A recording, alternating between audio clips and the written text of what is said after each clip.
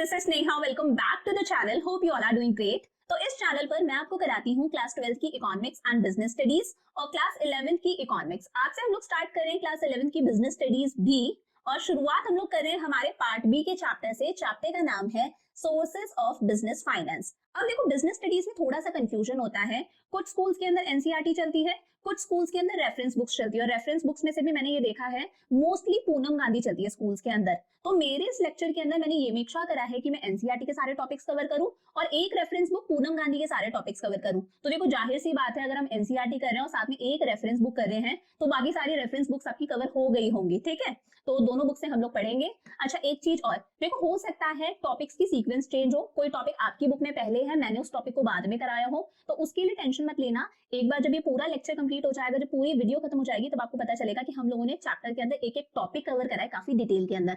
तो शुरू करें। देखो, चैप्टर का क्या नाम है? Sources of business finance. तो सबसे पहले तो ये समझते हैं कि बिजनेस फाइनेंस होता क्या है। देखो, बिजनेस फाइनेंस क्या है?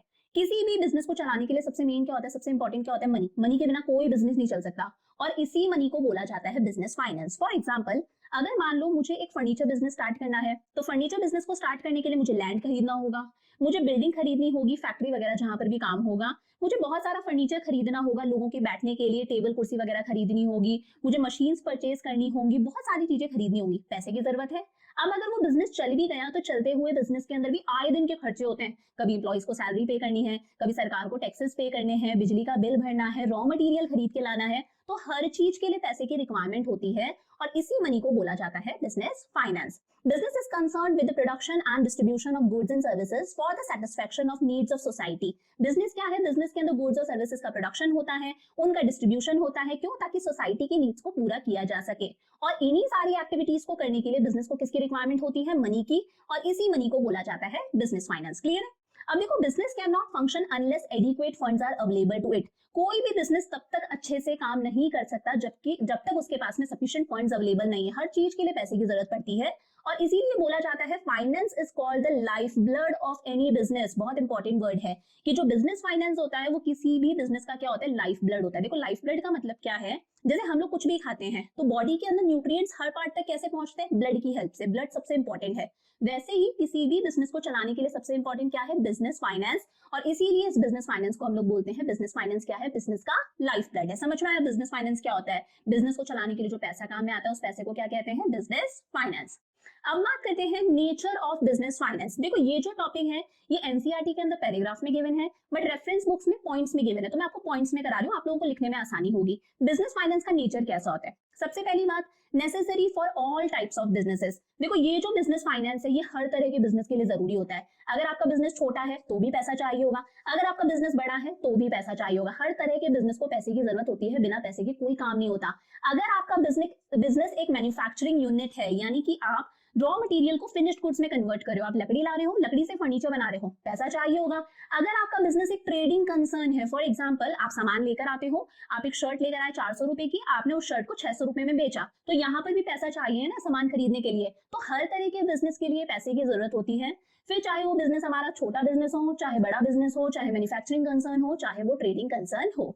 Second, depends on the size of businesses. अब देखो, ये जो बिजनेस फाइनेंस है किस पे डिपेंड करता है कि आपके बिजनेस का साइज कैसा है। जाहिर सी बात है, अगर आपका बिजनेस बहुत बड़ा बिजनेस है, आपके बिजनेस का साइज बहुत बड़ा है, तो आपको ज्यादा फाइनेंसेस की जरूरत होगी। छोटा बिजनेस है, छोटे बिजनेस के अंदर लोग इतनी डिमांड नहीं करते, आपकी सेल्स इतनी ज्यादा नहीं होगी, आपके पास में इतनी ज्यादा लेबर नहीं होगी, आपको इतना टैक्स पे नहीं करना, तो आपको वहां पे फाइनेंसेस की रिक्वायरमेंट भी कम होगी। तो डिपेंड करता है, अगर आपका बिजनेस बड़ा है तो वहां पर आपको ज्यादा फाइनेंस चाहिए होगा, अगर आपका बिजनेस छोटा है तो वहां पर कम फाइनेंसेस में भी आपका काम हो जाएगा।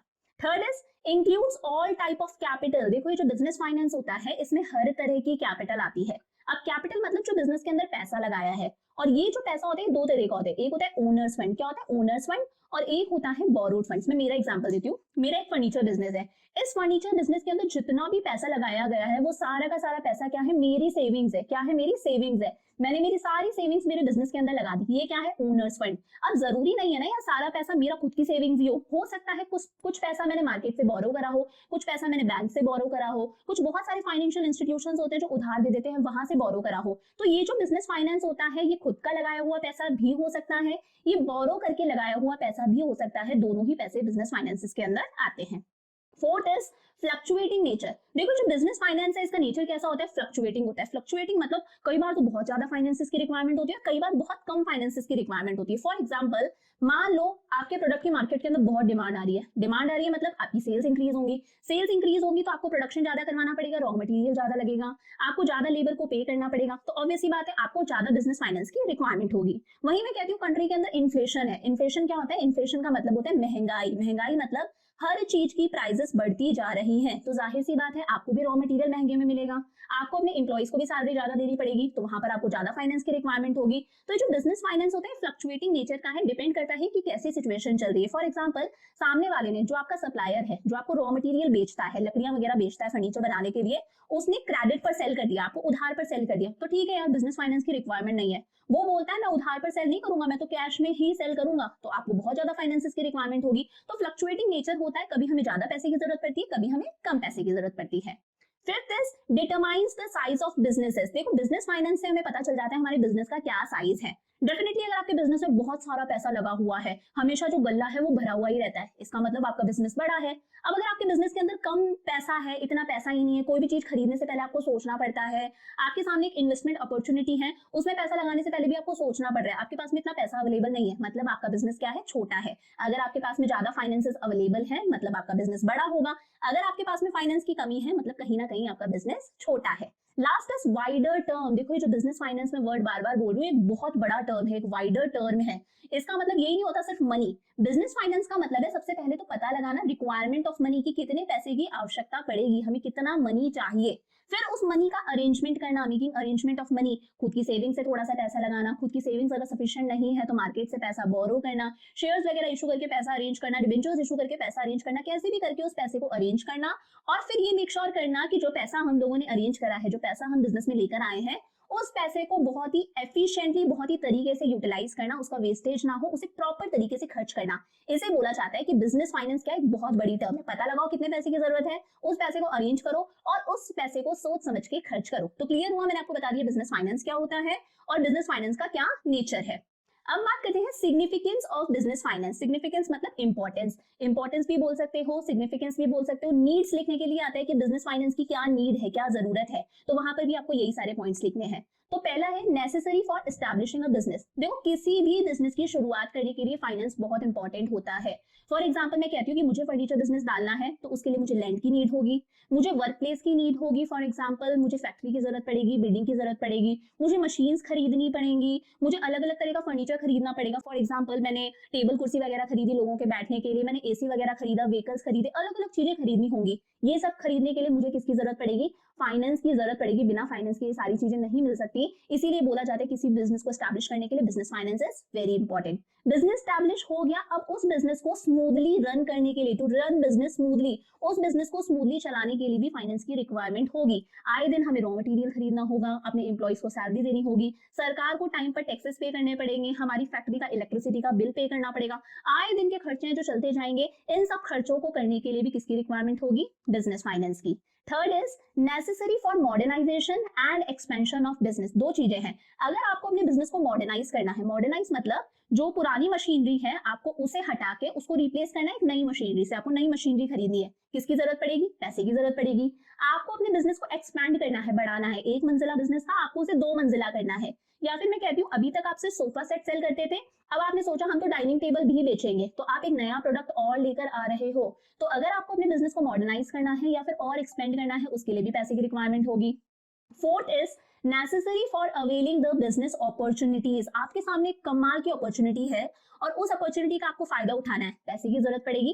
फॉर एग्जांपल आपके सामने एक अपॉर्चुनिटी है, आपके सामने एक बहुत अच्छा प्रपोजल है, इन्वेस्टमेंट प्रपोजल है कि अगर इस प्रोजेक्ट में आप पैसा लगाओगे ना तो आपको फ्यूचर में बहुत अच्छा रिटर्न मिलेगा। अब इस प्रोजेक्ट में आप पैसा सिर्फ तभी लगा सकते हो जब आपके पास में बिजनेस फाइनेंस अवेलेबल है, तभी आप इस अपॉर्चुनिटी का फायदा उठा सकते हो, अदरवाइज आप इस अपॉर्चुनिटी का फायदा नहीं उठा सकते। अच्छा एक और एग्जाम्पल देती हूँ, मैं कहती हूँ कि जो आपका रॉ मटेरियल को सप्लाई करता है ना, आपको जो आपका सप्लायर है वो कहता है अगर अभी आप मुझसे बल्क में रॉ मटेरियल खरीदोगे ना, इकट्ठा बहुत सारे रॉ मटेरियल खरीदोगे तो मैं आपको डिस्काउंट दूंगा बहुत अच्छा। तो यार बल्क में खरीदने के लिए भी आपके पास में पैसा होना चाहिए। तो अगर आपके सामने कोई अपॉर्चुनिटी है, उस अपॉर्चुनिटी का फायदा उठाने के लिए बिजनेस फाइनेंस का होना बहुत इंपॉर्टेंट है। Fifth is necessary for facing recession. Recession आ गया, रिसेशन मतलब इकोनॉमी एकदम डाउन जा रही है, लोगों के हाथ में बिल्कुल भी पैसा नहीं है, लोग डिमांड ही नहीं कर रहे, लोगों के हाथ में पैसा नहीं है, लोग डिमांड नहीं कर रहे, आपकी सेल्स ही नहीं हो रही। अब ऐसे टाइम में आप कैसे सर्वाइव करोगे, क्योंकि आपको फैक्ट्री का रेंट पे करना पड़ेगा, सरकार को टैक्सेस पे करने पड़ेंगे, इलेक्ट्रिसिटी का बिल पे करना पड़ेगा, अपनी इंप्लॉइज को सैलरी देनी पड़ेगी, माल आपका बिक नहीं रहा, पैसा कहाँ से लेकर आओगे, रिसेशन मतलब डूबती हुई इकोनॉमी में। तो यहाँ पर बिजनेस फाइनेंस, जो आपके पास में पुराना फाइनेंस पड़ा है, उसी से आपका गुजारा होगा। Last is to meet liabilities on time, आप टाइम पर अपनी लाइबिलिटीज को चुका सको, टाइम पर अपने क्रेडिटर्स को पे कर सको। सामान लेकर आए थे उधार पर, रॉ मटेरियल लेकर आए थे, उसको चुकाना है ना, तो उनको टाइम पर चुकाने के लिए भी बिजनेस फाइनेंसेस का होना बहुत इंपॉर्टेंट है। टाइम पर नहीं चुकाओगे क्रेडिटर्स को, आपकी गुडविल कहीं ना कहीं इफेक्ट होगी। अब इसको लिखकर कैसे आओगे, देखो necessary for establishing a business, किसी भी बिजनेस को अगर चलाना है तो आपको लैंड खरीदना होगा, बिल्डिंग खरीदनी होगी, मशीन्स खरीदने होंगे, बहुत सारा फर्नीचर खरीदना होगा, शुरुआती खर्चा करना होगा, उसके लिए बिजनेस फाइनेंस का होना बहुत इंपॉर्टेंट है। टू रन बिजनेस स्मूथली, अगर आपको अपने बिजनेस को स्मूथली चलाना है, आपको रॉ मटेरियल खरीदना है, सैलरी पे करनी है, टैक्सेस पे करना है, इलेक्ट्रिसिटी का बिल पे करना है, सारी चीजों के लिए पैसे का होना बहुत इंपॉर्टेंट है। अगर आपको मॉडर्नाइज करना है, आपको नई मशीनरी इंस्टॉल करवानी है, पैसा चाहिए होगा। अगर आपको बिजनेस को एक्सपैंड करना है, अपनी एक्टिविटीज को डाइवर्सिफाई करना है, नए नए प्रोडक्ट आपको लॉन्च करने हैं, अभी तक आपसे सोफा सेट बेचते थे, अब आप चाहते हो आप बेड भी सेल करो, आप डाइनिंग टेबल भी बेचो, आप चेयर भी बेचो, तो यहाँ पर आपको पैसे की रिक्वायरमेंट होगी बिजनेस एक्सपेंशन के लिए। Necessary for availing business opportunities, मैंने बता दिया आपको, अगर हम लोगों के सामने कोई अपॉर्चुनिटी आ रही है, जब तक हमारे पास में पैसा नहीं है, हम उस अपॉर्चुनिटी का फायदा नहीं उठा सकते। हमें लगता है बहुत अच्छा प्रपोजल है, इसे एक्सेप्ट कर लेना चाहिए, तो एक्सेप्ट करने के लिए पैसे की जरूरत पड़ेगी, पैसा लगाना पड़ेगा। अगर कंट्री के अंदर रिसेशन आ गया, तो उस रिसेशन से हम तभी उभर सकते हैं अगर हमारे पास में सफिशिएंट फंड्स अवेलेबल है, सफिशिएंट सेविंग्स है। अगर हम टाइम पर लाइबिलिटीज को हम चुका देंगे, तो मार्केट में हमारी गुडविल बढ़ेगी, अगली बार कोई भी हमें उधार पर इजीली सामान दे देगा। इसके लिए बिजनेस फाइनेंसेस का होना बहुत इंपॉर्टेंट है। क्लियर है?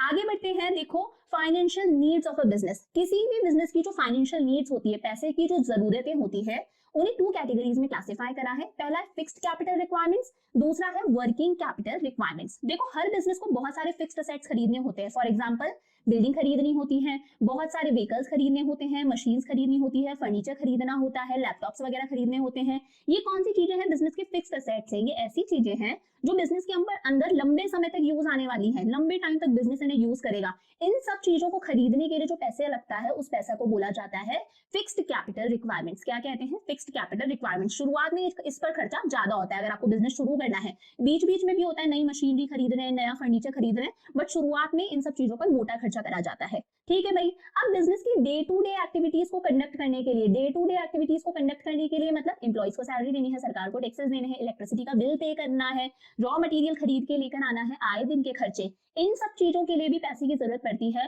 और इन्हें बोला जाता है वर्किंग कैपिटल रिक्वायरमेंट्स। क्या कहते हैं? Working capital requirements. अब देखो, फिक्स कैपिटल रिक्वायरमेंट्स को लिखकर कैसे आओगे? किसी भी बिजनेस को शुरू करने के लिए बहुत सारे फिक्स्ड असेट्स खरीदने होते हैं, जैसे लैंड हो गया, बिल्डिंग हो गया, प्लांट मशीनरी हो गया, फर्नीचर हो गया, फिक्सचर्स हो गए, और इन्हीं सब के लिए जिस पैसे की रिक्वायरमेंट होती है, उसे बोला जाता है फिक्स्ड कैपिटल रिक्वायरमेंट। ये वो पैसा है जो बिजनेस के अंदर लंबे समय तक इन्वेस्ट रहता है। अगर आपने इन सब चीजों में पैसा खर्च कर दिया, मतलब कहीं ना कहीं आपका पैसा बहुत टाइम तक ब्लॉक हो चुका है। फॉर एग्जाम्पल, मैंने आपको बताई the plant and machinery. Business की डे टू डे ऑपरेशंस को कंडक्ट करने के लिए भी पैसे की जरूरत पड़ती है, और इस पैसे को बोला जाता है working capital requirements. For example, salary देना, वेजेस देना, टैक्सेस पे करना सरकार को, अपनी फैक्ट्री का रेंट पे करना, और सबसे इंपॉर्टेंट रॉ मटेरियल खरीद के लेकर आना। समझ में आ रहा है यहाँ तक? आगे बढ़ते हैं। बहुत important, classification of sources of funds. देखो, इतना हम लोगों ने देख लिया कि किसी भी बिजनेस को चलाने के लिए सबसे इंपॉर्टेंट क्या होता है? फंड्स होते हैं। बिना फाइनेंस के तो कोई बिजनेस चल ही नहीं सकता। अब इन फंड्स को कहां से लेकर आए? बहुत सारे सोर्सेज होते हैं। शेयर्स इशू करके पैसा लिया हो, या फिर बैंक से आप लोन ले सकते हो। बैंक्स की तरह बहुत सारे फाइनेंशियल इंस्टीट्यूशंस होते हैं जहां से आप पैसा बोरो कर सकते हो। पब्लिक से पैसा आप रेज कर सकते हो। बहुत सारे सोर्सेज होते हैं, और उन्हीं सोर्सेज को हम लोगों ने कुछ कैटेगरीज में डिवाइड करा है। अब देखो, एनसीईआरटी में तीनों कैटेगरीज हैं। अगर आप रेफरेंस बुक्स फॉलो कर रहे हो, फॉर एग्जांपल पूनम गांधी, तो वहां पर बेसिकली आपके पास में एक ही सोर्स है on the basis of ownership. मैं सारे बता रही हूँ। देखो, पहला क्लासिफिकेशन है on the basis of period. हम लोगों ने टाइम के बेसिस पर हमारे सोर्सेज को क्लासिफाई करा है। अगर हमें 5 साल से ज्यादा के लिए पैसे की जरूरत है, तो उन सोर्सेज को हम लोग बोलते हैं लॉन्ग टर्म फंड्स। क्या कहते हैं? Long term funds. पहला क्लासिफिकेशन है on the basis of period. अगर हमें 5 साल से ज्यादा के लिए पैसा चाहिए, मतलब हम लोग कोई ना कोई बड़ा फिक्स्ड असेट खरीदने वाले हैं डेफिनेटली, तो इन सोर्सेज को बोलते हैं लॉन्ग टर्म फंड्स। अगर मुझे 1 साल से तो ज्यादा के लिए पैसा चाहिए बट 5 साल से कम के लिए चाहिए, मतलब ये समझ लो 1 साल से ज्यादा के लिए पैसा चाहिए बट 5 साल तक के लिए चाहिए, तो उन फंड्स को हम लोग बोलते हैं मीडियम टर्म फंड्स, क्योंकि 5 साल से ज्यादा वाले तो लॉन्ग टर्म में आ जाएंगे। और अगर 1 साल से भी कम के लिए मुझे पैसे की जरूरत है, फॉर एग्जांपल मुझे रॉ मटेरियल खरीद के लेकर आना है, तो उसके लिए पैसे की जरूरत है। 1 साल से कम मतलब 6 महीने, 9 महीने, 10 महीने, 5 दिन, 8 दिन। 1 साल से कम के लिए अगर पैसा चाहिए, वो कौन से सोर्सेज हो गए हमारे शॉर्ट टर्म फंड। समझ में आ गया। फिर हम लोगों ने क्लासिफाई करा है ओनरशिप के बेसिस पर भी कि पैसा किसका है। देखो अगर मैंने सारा का सारा बिजनेस के अंदर खुद का पैसा लगाया, मैंने खुद की सेविंग्स लगाई है, तो वो क्या है, ओनर्स फंड। मैंने खुद का पैसा नहीं लगाया बल्कि मैंने मार्केट से बोरो करा है, मैंने लोन ले लिया, मैंने डिबेंचर्स इशू कर दिए, बाहर से पैसा आया, मतलब मैंने बोरो करा है, मुझे ये पैसा वापस चुकाना है, इन्हें बोला जाता है बोरोड फंड्स। अच्छा एक चीज और समझाती हूँ। देखो यूजुअली क्या होता है कंपनीज के अंदर, बिजनेसेस के अंदर, हाँ प्रॉफिट का कुछ हिस्सा अपने पास में रखा जाता है। फॉर एग्जांपल इस साल मुझे इतना प्रॉफिट हुआ, इस प्रॉफिट का कुछ हिस्सा मैंने साइड में अपने पास में रख लिया, ये क्या है मेरी, एक तरह से समझ लो ये क्या है, मेरी सेविंग्स है। अगले साल प्रॉफिट हुआ, उसका कुछ हिस्सा भी मैंने साइड में रख लिया, इसमें ऐड कर दिया। फिर तीसरे साल के प्रॉफिट का कुछ हिस्सा भी मैंने साइड में रख लिया। इस सेविंग्स को बोला जाता है रिटेन्ड अर्निंग्स। क्या कहते हैं, रिटेन्ड अर्निंग्स। ये मेरा खुद का पैसा है, अगर इसी मैं बिजनेस में लगाती हूँ तो ये मेरा बोरो करा हुआ पैसा नहीं है ना, इसे बोला जाता है, ये क्या है, ओनर्स फंड। क्या है एग्जांपल, रिटेन्ड अर्निंग्स मैंने बता दिया। या फिर मैंने शेयर्स इशू करे, जब शेयर्स इशू करते हैं तो इक्विटी शेयर होल्डर्स कौन कहलाते हैं कंपनी के, ओनर्स। ओनर्स का पैसा, ओनर्स भी तो खुद ही है, वो भी किसके अंदर आएगा, ओनर्स फंड के अंदर। वहीं अगर मैंने बैंक से लोन ले लिया, मैंने पब्लिक से पैसा बोरो कर लिया, मैंने डिबेंचर्स इशू कर दिए, ये पैसा मुझे रिटर्न करना है, प्लस इस पैसे पे मुझे इंटरेस्ट भी पे करना पड़ेगा, इन्हें बोला जाता है बोरोड फंड्स। तीसरा हम लोगों ने क्लासिफाई करा है और on the basis of generation, कि पैसा जनरेट कहाँ हुआ है। देखो अगर हम लोगों ने पैसे को बिजनेस के अंदर अंदर ही जनरेट कर लिया, बाहर हमें जाने की जरूरत ही नहीं पड़ी। फॉर एग्जांपल मैंने आपको बता दिया, ये सेविंग्स जो होती है ये हमारा खुद का पैसा है, अंदर अंदर हम लोगों ने जनरेट कर लिया, खुद ने इकट्ठा कर लिया, रिटेन अर्निंग्स अंदर अगर जनरेट करा है, किसके अंदर जाएगा, इंटरनल सोर्सेज के अंदर। शेयर्स इशू करे, शेयर होल्डर्स कंपनी के ओनर्स हैं, अंदर का पैसा है इंटरनल सोर्सेज। अंदर के पैसे से काम नहीं चला, ये सफिशिएंट नहीं है हमारे लिए, तो हमें पैसा कहां से लाना पड़ेगा, बाहर से लेकर आना पड़ेगा, बैंक से, फाइनेंशियल इंस्टीट्यूशन से, आम जनता से, डिबेंचर्स इशू करके, बहुत सारे तरीके हैं, उसे बोला जाता है एक्सटर्नल सोर्सेज। तो समझ में आ गया 3 तरह का क्लासिफिकेशन, पीरियड के बेसिस पर, long term, medium term, short term. Ownership के बेसिस पर खुद का पैसा, बोरो करा हुआ पैसा। जनरेशन के बेसिस पर internal sources and external sources.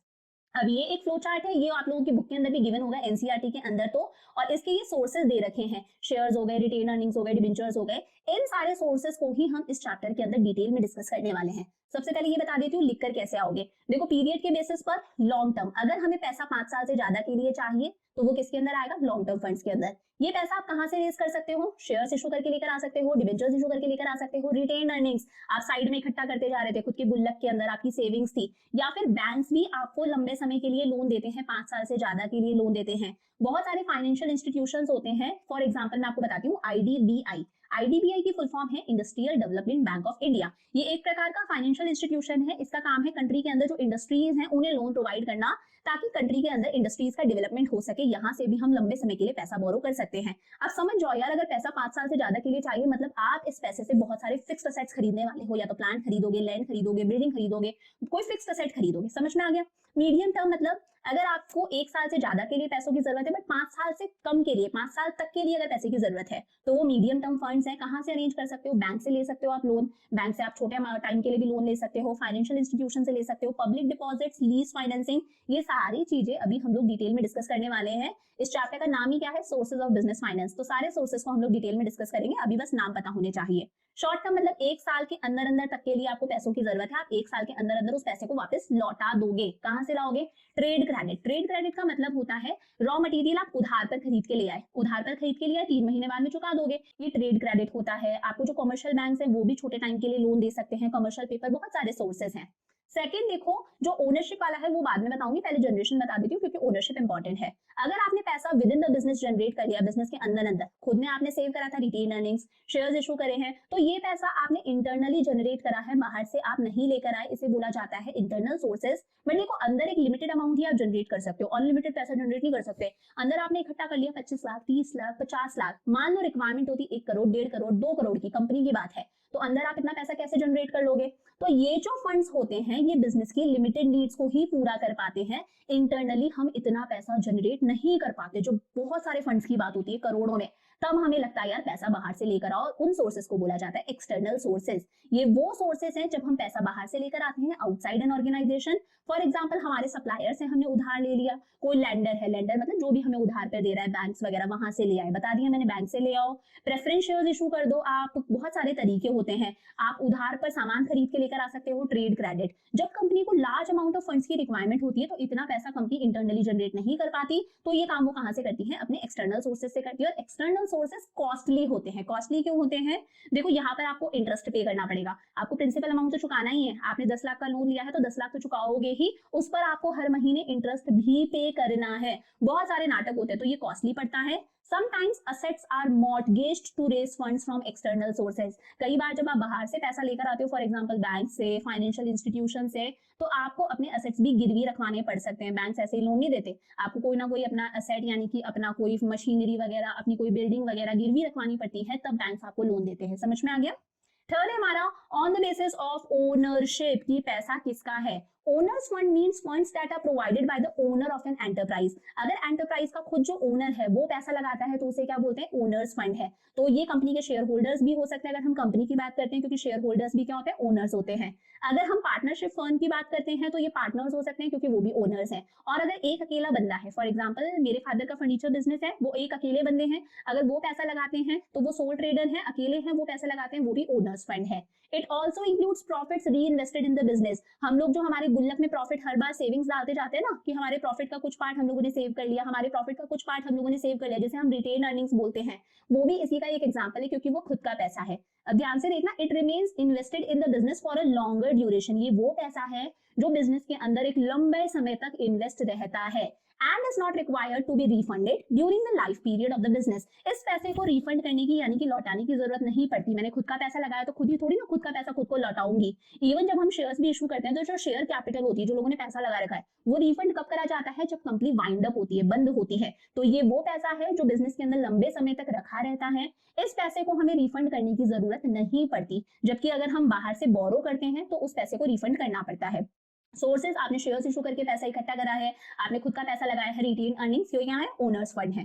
Features की बात करें तो ये एक परमानेंट कैपिटल है, इसे रिफंड करने की जरूरत नहीं पड़ती लोन्स की तरह। परमानेंट कैपिटल है जिससे आप अपने फिक्स्ड असेट्स को खरीद सकते हो। Provision of risk capital, it is a risk capital as the return on this capital depends upon the rate of earnings of the company. अच्छा, ये जो प्रोविजन ऑफ रिस्क कैपिटल है ये शेयर होल्डर्स के पॉइंट ऑफ व्यू से है। For example company ने shares issue करे, शेयर्स इशू करे तो सामने वाला कौन है, हमारा शेयर होल्डर है। तो शेयर होल्डर के लिए ये चीज बहुत ज्यादा रिस्की है कि कल को अगर कंपनी डूब जाती है तो शायद शेयर होल्डर्स को उनका पैसा वापस नहीं मिलेगा, उन्हें टाइम पर डिविडेंड नहीं मिलेगा, तो उनके पॉइंट ऑफ व्यू से ये थोड़ा सा रिस्की है। नो सिक्योरिटी रिक्वायर्ड, आपका खुद का पैसा है या फिर आपने शेयर्स वगैरह इशू करें, तो जब शेयर्स इशू करते हैं तब कोई भी सिक्योरिटी, कोई भी चीज गिरवी नहीं रखवाई जाती। वहीं अगर आप पैसा बोरो करते हो बैंक्स वगैरह से तो आपको सिक्योरिटी गिरवी रखवानी पड़ती है। तो no security is to be offered against ownership capital, यहाँ पर हम कोई भी हमारा असेट गिरवी नहीं रखवाते। सोर्स ऑफ ओनर्स फंड, ये ओनर्स फंड है हमारे, इसके अंदर रिटेन अर्निंग्स भी आती है और ओनर जो अपनी सेविंग्स लगा रहा है वो सारा पैसा भी इसके अंदर आता है। सेकंड हमारे पास में इसी कैटेगरी के अंदर कौन से हैं, बोरोड फंड्स। अब वो तो ओनर्स फंड हो गए। Borrowed fund refers to the funds raised through loans और बोरोइंग्स। अगर आपने लोन लेके पैसा लगाया है या फिर किसी से भी अगर बोरो करके बिजनेस में पैसा लगाया तो ये क्या है, बोरोड फंड्स, नाम से ही समझ में आ रहा है। These funds are raised for a specified period। ये जो फंड्स होते हैं ये हम एक स्पेसिफाइड पीरियड के लिए ही लेकर आते हैं। इन पर कुछ टर्म्स और कंडीशंस होती हैं, कुछ शर्तें होती हैं, और एक स्पेसिफाइड पीरियड ऑफ टाइम के बाद में जब इनकी एक्सपायरी हो जाती है तब इस पैसे को वापस भी पे करना पड़ता है। प्रिंसिपल अमाउंट तो पे करते ही हैं, टाइम टू टाइम इस पैसे पर हमें इंटरेस्ट भी पे करना पड़ता है। और फिक्स रेट ऑफ इंटरेस्ट वही लिखा है, इस पैसे पर आपको फिक्स्ड रेट ऑफ इंटरेस्ट पे करना पड़ेगा। लोन से लिया है आपने, बैंक से, आपने फाइनेंशियल इंस्टीट्यूशन से पैसा बोरो करा है, आपने डिबेंचर्स इशू करे हैं, डिबेंचर होल्डर्स भी हमारे क्रेडिटर्स होते हैं, उन्हें भी इंटरेस्ट पे करना पड़ता है। तो यहाँ पर फिक्स रेट ऑफ इंटरेस्ट पे करना पड़ता है। It puts a lot of burden on the business, ये बिजनेस पर एक अच्छा खासा बर्डन डाल देता है। देखो बर्डन कैसे डालता है, अगर आपको अर्निंग्स हो चाहे आपको अर्निंग्स ना हो, आपको प्रिंसिपल अमाउंट भी चुकाना पड़ेगा, आपको इंटरेस्ट भी पे करना पड़ेगा। चाहे आपका बिजनेस कम प्रॉफिट अर्न कर रहा है, इवन चाहे आपका बिजनेस लॉसेस के अंदर ही जा रहा है, आपको इंटरेस्ट पे करना ही पड़ेगा। सोर्सेज मैंने आपको बता दिया, आप कमर्शियल बैंक से पैसा बोरो कर सकते हो, आप फाइनेंशियल इंस्टीट्यूशन से पैसा बोरो कर सकते हो, आप डिबेंचर्स इशू कर सकते हो। ये क्या है, बोरो फंड के सोर्सेज हैं। फीचर्स की बात करें, इनका टाइम पीरियड फिक्स है, स्पेसिफाइड पीरियड के लिए ही लिए जाते हैं। खुद का पैसा तो है नहीं कि परमानेंट हो, तो स्पेसिफाइड पीरियड ऑफ टाइम के बाद में इस पैसे को वापस रिटर्न करना पड़ता है। और यहाँ पर हमें सिक्योरिटी रखवानी पड़ती है। सिक्योरिटी मतलब हमें कोई ना कोई हमारा असेट मॉर्गेज करवाना रखवाना पड़ता है, यानी कि गिरवी रखवाना पड़ता है। हमें जो बैंक हैं, जो फाइनेंशियल इंस्टीट्यूशन है, वो ऐसे ही पैसा नहीं देते, हमें हमारा कोई ना कोई asset in a form of security इनके पास में रखवाना पड़ता है, ताकि कल को जो कंपनी है, जो फर्म है, जो भी एंटरप्राइज है, अगर वो पैसा रीपे ना कर पाए, चुका ना पाए, तो सामने वाला जो लेंडर है, जो पैसा दे रहा है, वो उन एसेट्स को बेच के भरपाई कर ले। रेगुलर पेमेंट ऑफ इंटरेस्ट, यहाँ पर टाइम टू टाइम जो भी डेट फिक्स्ड है उस पर इंटरेस्ट पे करना पड़ेगा। ये एक लीगल कंपल्शन है कि कंपल्सरीली इंटरेस्ट पे करना ही पड़ेगा, चाहे आपका बिजनेस कम प्रॉफिट्स कमा रहा है, चाहे आपका बिजनेस लॉसेस में जा रहा है, आपको अपनी पर्सनल प्रॉपर्टी बेच के चुकाना पड़ेगा, बट यू हैव टू पे इंटरेस्ट। नो कंट्रोल, यहाँ पर ऐसा नहीं है, देखो जो ओनर्स होते हैं उनका बिजनेस पर पूरा कंट्रोल होता है। मैं कहती हूँ जो शेयर होल्डर्स होते हैं हमारे, वो क्या होता है, कंपनी के ओनर्स होते हैं, उनके पास में वोटिंग राइट्स होते हैं, वो चीजों को कंट्रोल कर सकते हैं बिजनेस के अंदर। पर बोरो कर रहे हैं अगर हम लोग, तो जो बैंक्स वगैरह हैं जिनसे भी हम पैसा बोरो कर रहे हैं, उनके पास में किसी भी तरह का कोई वोटिंग राइट नहीं होता, वो बिजनेस के अंदर इंटरफेयर नहीं कर सकते, किसी भी तरह से वो बिजनेस को कंट्रोल नहीं कर सकते। अब देखो आपके सिलेबस के अंदर है कि ये जो हम लोगों ने ओनर्स फंड देखा और बोरोड फंड्स देखा, इन दोनों में क्या डिफरेंस है, तो डिफरेंस भी देख लो। मीनिंग मैंने आपको बता ही दिया, it refers to funds contributed by owner as well as retained earning. अगर ओनर खुद पैसा लगा रहा है या फिर वो अपने प्रॉफिट्स का एक हिस्सा रखते रहता है अपने पास में in a form of retained earnings, अगर उन्हें बिजनेस में लगाता है तो उसे हम लोग क्या कहते हैं, ओनर का पैसा है। वहीं अगर मान लो कहीं से उधार ले लिया, बैंक से लोन ले लिया, किसी फाइनेंशियल इंस्टीट्यूशन से लोन ले लिया, बोरो करके पैसा लगाया, तो उसे हम लोग क्या कहते हैं, borrowed funds. Time period, the owners contribution to capital is permanent in nature. खुद का पैसा है, खुद ही थोड़ा ना खुद का पैसा खुद को रिटर्न करेंगे, तो ये परमानेंट नेचर का होता है। इसका टाइम पीरियड फिक्स होता है कि आपने 6 महीने के लिए लोन लिया है, आपने 1 साल के लिए लोन लिया है, आपने 10 साल के लिए लोन लिया है। जब आपका टाइम पीरियड पूरा हो जाता है तब आपको प्रिंसिपल अमाउंट लौटाना पड़ता है। सोर्स ऑफ फंड्स मैंने बता ही दिया, इसका सोर्स क्या है, आपने शेयर्स इशू कर दिए, आपकी रिटेन अर्निंग्स। इसका सोर्स क्या है, ट्रेड क्रेडिट। आप अपने सप्लायर से उधार पर सामान ले आए तो सामने वाले को आपको चुकाना पड़ेगा, जो भी आपका टाइम पीरियड आप बोल के आए होंगे ना, 3 महीने बाद में पैसे दे दूंगा, 5 महीने बाद में दे दूंगा, आपको तब चुकाना पड़ेगा। आपने डिबेंचर्स इशू करे तो डिबेंचर्स का भी टाइम पीरियड फिक्स होता है, 2 साल के लिए है, 3 साल के लिए है, तो आपको 3 साल बाद में या जो भी आपका मैच्योरिटी डेट है उस पर रिटर्न करना पड़ता है। पब्लिक डिपॉजिट, कंपनीज जो होती हैं, कंपनीज पब्लिक से भी पैसा बोरो कर सकती हैं, पब्लिक को बदले में एक रिसीट दे देती हैं, जिस रिसीट पर लिखा हुआ होता है कि कंपनी ने पब्लिक से इतना अमाउंट बोरो कर रखा है, इतने साल बाद में रिटर्न कर दिया जाएगा, आपको टाइम टू टाइम इंटरेस्ट भी मिलेगा, तो इस पैसे को भी रिटर्न करना है। आपने कमर्शियल बैंक या किसी भी तरह के फाइनेंशियल इंस्टीट्यूशन से पैसा बोरो करा है, आपको रिटर्न करना पड़ेगा। रिटर्न पॉलिसी, यहाँ पर रिटर्न करने का कोई नाटक नहीं है, यहाँ पर आपको पैसे को रिटर्न करना ही पड़ेगा मैच्योरिटी के बाद में। रिस्क की बात करें, owner's fund security holder has a primary risk, सारा रिस्क तो इनको ही फेस करना है। मैं ओनर हूं, मैंने बिजनेस में पैसा लगाया है, मेरा बिजनेस अगर डूब जाता है तो रिस्क किसको फेस करना पड़ेगा, मुझे फेस करना पड़ेगा। कंपनी डूब जाती है तो लॉस किसको होगा, शेयर होल्डर्स को। शेयर होल्डर्स के पैसों की प्राइसेस गिर गई, एक शेयर होल्डर ने 100 रुपए का खरीदा था कोई शेयर, कंपनी डूब गई, उसका शेयर 10 रुपए का हो गया, लॉस उसको हुआ, सारा का सारा रिस्क उसको हुआ। बट यहाँ पर अगर कंपनी डूब भी जाती है, कंपनी लॉसेस के अंदर भी जाती है, तो भी इनको तो इनका अमाउंट मिल जाएगा, इनको तो साथ साथ में इंटरेस्ट भी मिलेगा, तो यहाँ पर इनके पास में किसी तरह का कोई रिस्क नहीं है। कंट्रोल की बात करें, मैं ओनर हूं, मेरे पास में सारा का सारा कंट्रोल है। जो शेयर होल्डर्स होते हैं वो कंपनी के ओनर्स कहलाते हैं, उनके पास में वोटिंग राइट्स होते हैं, वो कंपनी के अफेयर्स के अंदर इंटरफेयर कर सकते हैं, बोर्ड ऑफ डायरेक्टर्स की मीटिंग में वो बैठते हैं, हर चीज उन पे डिपेंड करती है, तो उनके पास में पूरा कंट्रोल होता है। जबकि अगर हम पैसा किसी से बोरो करते हैं तो जो हमारा लेंडर है, बैंक हो गए, फाइनेंशियल इंस्टीट्यूशंस वगैरह हो गए, उनके पास में किसी भी तरह का कंट्रोल नहीं होता, कोई वोटिंग राइट्स नहीं होते। सिक्योरिटी की बात करें तो यहाँ पर कोई सिक्योरिटी गिरवी रखवाने की जरूरत नहीं है, क्योंकि हमारा खुद का पैसा है। जब आप बैंक से पैसा बोरो करते हो, लोन लेते हो, तो आपको अपने पर्सनल एसेट्स गिरवी रखवाने पड़ते हैं, तभी आपको बैंक्स लोन देते हैं, ताकि इन केस अगर आप उस पैसे को रिटर्न ना कर पाओ तो जो बैंक्स हैं, जो फाइनेंशियल इंस्टीट्यूशंस हैं, वो उन एसेट्स को बेच के अपना पैसा रिकवर कर ले। तो ये हम लोगों ने सारी चीजें पढ़ ली। अब आ जाओ सबसे मेन टॉपिक्स पर, हम लोग सोर्सेस की बात करेंगे। देखो अभी तक हम लोगों ने देख लिया सोर्सेस को किन चीजों के बेसिस पर क्लासिफाई करा है, अब हम अलग अलग सोर्सेस की बात करेंगे कि जो बिजनेस है वो कहां से पैसा अरेंज कर सकता है। सबसे पहला सोर्स है हमारे पास में रिटेन अर्निंग्स। क्या है रिटेन अर्निंग्स, एक बार ऐसे ही बता देती हूँ। कंपनी देखो, ये कंपनी का प्रॉफिट है, इस चीज को भी ध्यान से समझना थोड़ा। कंपनी को प्रॉफिट हुआ, अब इस प्रॉफिट में से 3 चीजें होती हैं। प्रॉफिट का सबसे पहला एक हिस्सा जाता है सरकार के पास में in a form of tax, और इस टैक्स को बोला जाता है कॉर्पोरेट टैक्स, कंपनी वाला टैक्स। ये हिस्सा किसके पास में गया, सरकार के पास में।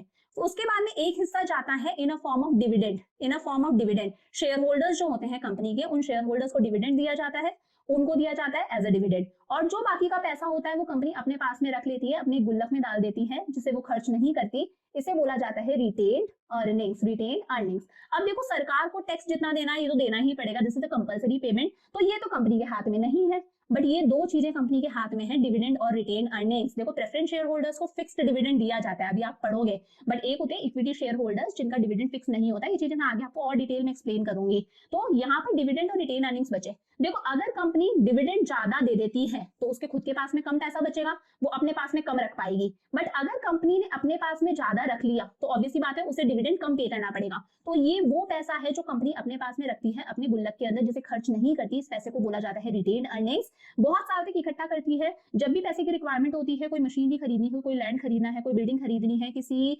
प्रपोजल के अंदर आपको इन्वेस्टमेंट करना है, किसी प्रोजेक्ट के अंदर पैसा लगाना है, तब कंपनी अपने इस गुल्लक से, अपनी इन रिटेन अर्निंग से पैसा लगाती है। ये क्या है? खुद का पैसा है, ओनर्स फंड के अंदर आता है। A company generally does not distribute all its earnings among its shareholders as dividend। जरूरी नहीं है कि कंपनी हमेशा अपनी सारी की सारी अर्निंग्स ही अपने शेयर होल्डर्स को डिस्ट्रीब्यूट कर दे in a form of dividend. A proportion of the net earnings may be retained in the business for use in the future। हो सकता है कंपनी अपनी अर्निंग्स का कुछ पार्ट अपने पास में ही रख ले ताकि फ्यूचर में उस पैसे को यूज कर सके, अपने गुल्लक के अंदर डाल के रख ले, और इसी पैसे को बोला जाता है रिटेन अर्निंग। समझ में आ गया? इसका दूसरा नाम है प्लोइंग बैक ऑफ प्रॉफिट्स। क्या नाम है? Ploughing back of profits. तो कभी आ जाए तो याद रखना। फीचर्स की बात करते हैं। देखो अगर आप पूनम गांधी फॉलो करो तो पूनम गांधी के अंदर सिर्फ फीचर्स गिवन है, इसके मेरिट्स और डीमेरिट्स गिवन नहीं है सारे सोर्सेस के। बट अगर हम एनसीईआरटी की बात करें तो एनसीईआरटी में मेरिट्स गिवन है, डीमेरिट्स गिवन है, फीचर्स अलग से गिवन नहीं है। बट वो जो इतना बड़ा पैराग्राफ है उसके अंदर फीचर्स लिखे हुए हैं, तो एग्जाम में पूछे जा सकते हैं। मैं तीनों बताऊंगी आपको, फीचर्स भी, मेरिट्स भी और डीमेरिट्स भी। आपको जो चीज नहीं करनी उस स्लाइड को आप लोग स्किप कर सकते हो, बट मेरा ये सजेशन है कर लेना, एग्जाम में कुछ भी पूछा जा सकता है। डिटेल लेक्चर है, I will explain you each and everything. First है कुशन और सिक्योरिटी। देखो जो रिटेन अर्निंग्स होती है कहीं ना कहीं सिक्योरिटी प्रोवाइड करती है। अगर बिजनेस हमेशा अपने पास में थोड़ा थोड़ा पैसा साइड में रखता जाता है, सेव करता जाता है, अपने गुल्लक के अंदर रखता जाता है, तो कहीं ना कहीं कल को अगर किसी तरह की कोई एडवर्सिटी हो जाती है, कल को कुछ नेगेटिव सर्कमस्टांसेस हो जाते हैं, कल को कोई दिक्कत हो जाती है, तो बिजनेस इस पैसे को यूज कर सकता है ना। तो ये पैसा एक सिक्योरिटी का काम करता है। Retained earning provide support in times of adversity. कल को अगर कुछ नेगेटिव चीज हो जाती है तो ये पैसा सिक्योरिटी का काम करता है। अगर कंपनी बाहर से पैसा अरेंज ना कर पाए कल को कहीं भी किसी और सोर्सेस से, बैंक से वगैरह से, तो कंपनी इस पैसे को यूज कर सकती है। सिक्योरिटी का काम है। Funds for new and innovative projects. कभी मान लो कंपनी के सामने कोई प्रपोजल होता है, कंपनी को किसी तरह का कोई रिसर्च वर्क करना है, कंपनी को किसी प्रोजेक्ट के अंदर पैसा लगाना है, अपने बिजनेस को थोड़ा सा और एक्सपेंड करना है, बढ़ाना है, नया प्रोडक्ट लॉन्च करना है, कुछ इनोवेशन करना है, कुछ नया करना है, तो ऐसे में कंपनी पैसा कहां से लाए एकदम से? तो फंड्स फॉर न्यू, ऐसे नई चीजें करने के लिए कंपनी पैसा कहां से निकालती है? अपनी रिटेन अर्निंग्स में से। Medium and long term finances. Company के पास में रिटेन अर्निंग्स के थ्रू इतना पैसा इकट्ठा हो जाता है कि उस पैसे से कंपनी अपनी मीडियम टर्म वांट्स को भी सेटिस्फाई कर सकती है। मीडियम मतलब 1 साल से ज्यादा बट 5 साल तक के लिए जो रिक्वायरमेंट है उसके लिए भी इस पैसे को यूज कर सकती है। और लॉन्ग टर्म रिक्वायरमेंट्स यानी कि 5 साल से ज्यादा के लिए अगर कंपनी को पैसे की रिक्वायरमेंट है, कोई फिक्स सेट वगैरह खरीदना है, तो भी कंपनी इस पैसे को यूज कर सकती है। Fourth is conversion into ownership fund. अच्छा इसको देखना, कंपनी कभी भी अपनी रिटेन अर्निंग्स को शेयर कैपिटल में कन्वर्ट कर सकती है। दोबारा बोलती हूँ, कंपनी कभी भी अपनी जो रिटेन अर्निंग्स है ना, जो कंपनी के गुल्लक में पैसा पड़ा है, इसको कभी भी अपनी शेयर कैपिटल में कन्वर्ट कर सकती है। कैसे? कंपनी क्या करती है, इस पैसे से कई बार जो कंपनी के एग्जिस्टिंग शेयर होल्डर्स हैं उन्हें और शेयर्स इशू करके दे देती है फ्री में। दिवाली पर फ्री में शेयर्स इशू करके दे दिए, जिन्हें बोला जाता है बोनस शेयर्स। क्या कहते हैं? Bonus shares. आप मेरी कंपनी के शेयर होल्डर हो, आपके पास में मेरी कंपनी के 100 शेयर्स हैं, मैंने दिवाली पर आपको 5 शेयर्स और दे दिए और इन 5 शेयर्स का मैंने आपसे पैसा भी नहीं लिया। तो ये 5 शेयर मैंने आपको कहां से दिए? ये 5 शेयर्स मैंने आपको दिए मेरे रिटेन अर्निंग्स में से पैसा निकाल कर। तो कभी भी कंपनी अपनी रिटेन अर्निंग्स को अपने शेयर कैपिटल में कन्वर्ट कर सकती है और अपने शेयर होल्डर्स को खुश कर सकती है उन्हें बोनस शेयर्स इशू करके।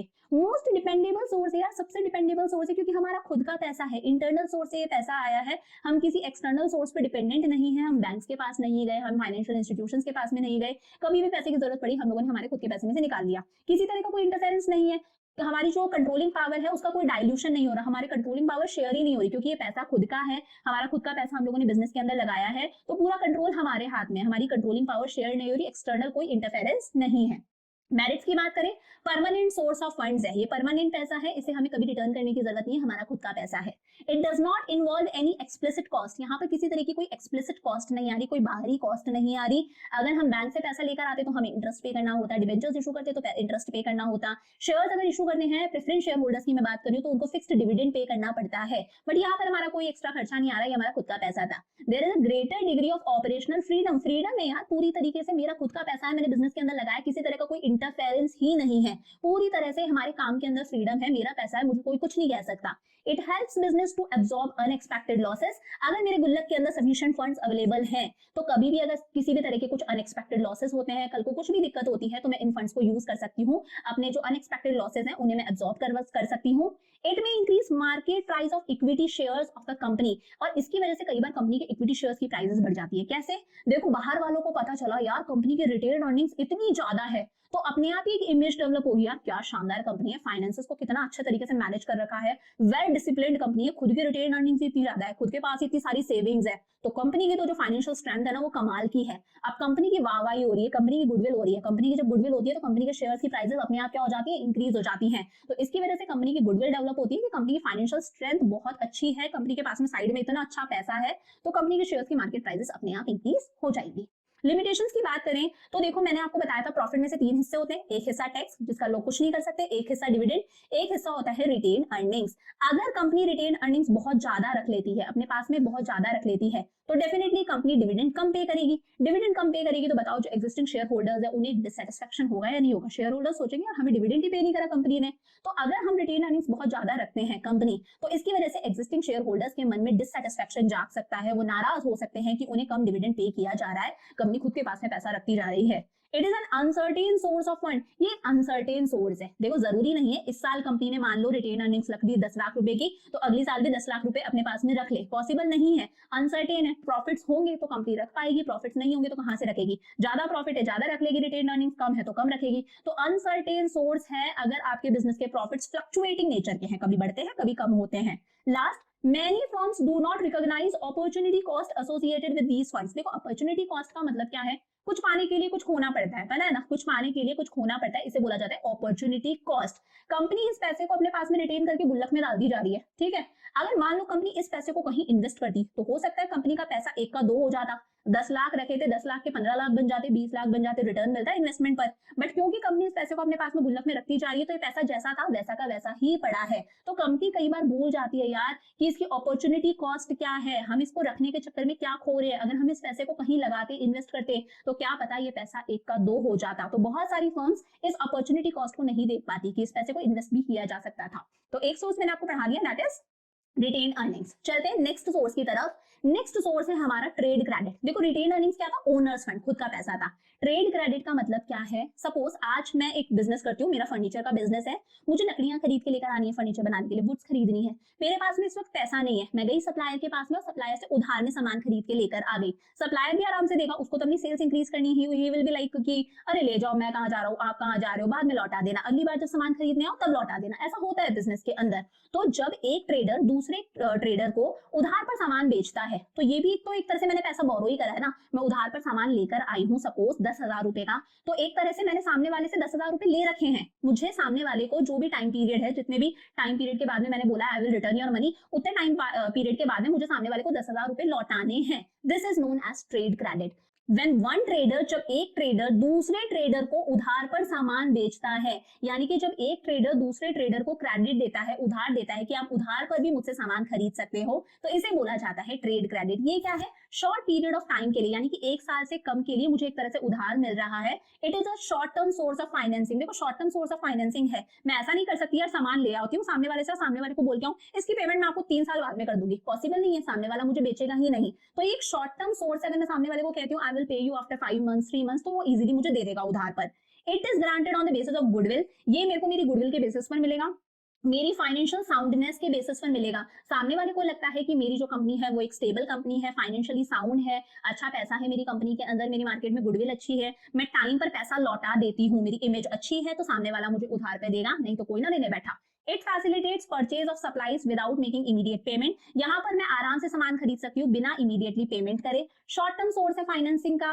It appears in the record of the buyer. अच्छा, मेरी जो अकाउंट्स की बुक्स हैं उसके अंदर सामने वाला मेरा क्या कहलाएगा? डेटर या क्रेडिटर? पता है ना, अकाउंट्स में पड़ा है, जिसको हमें पैसा देना है, यानी कि जो हमारी सरदर्दी है, जो हमारी टेंशन है, उसे बोला जाता है क्रेडिट। तो मैं इसको कैसे रिकॉर्ड करूंगी? Sundry creditors. समझ में आ गया? फीचर्स की बात करें तो रेडीली अवेलेबल सोर्स है, सामने वाला कभी भी हमें उधार पर सामान बेच देगा।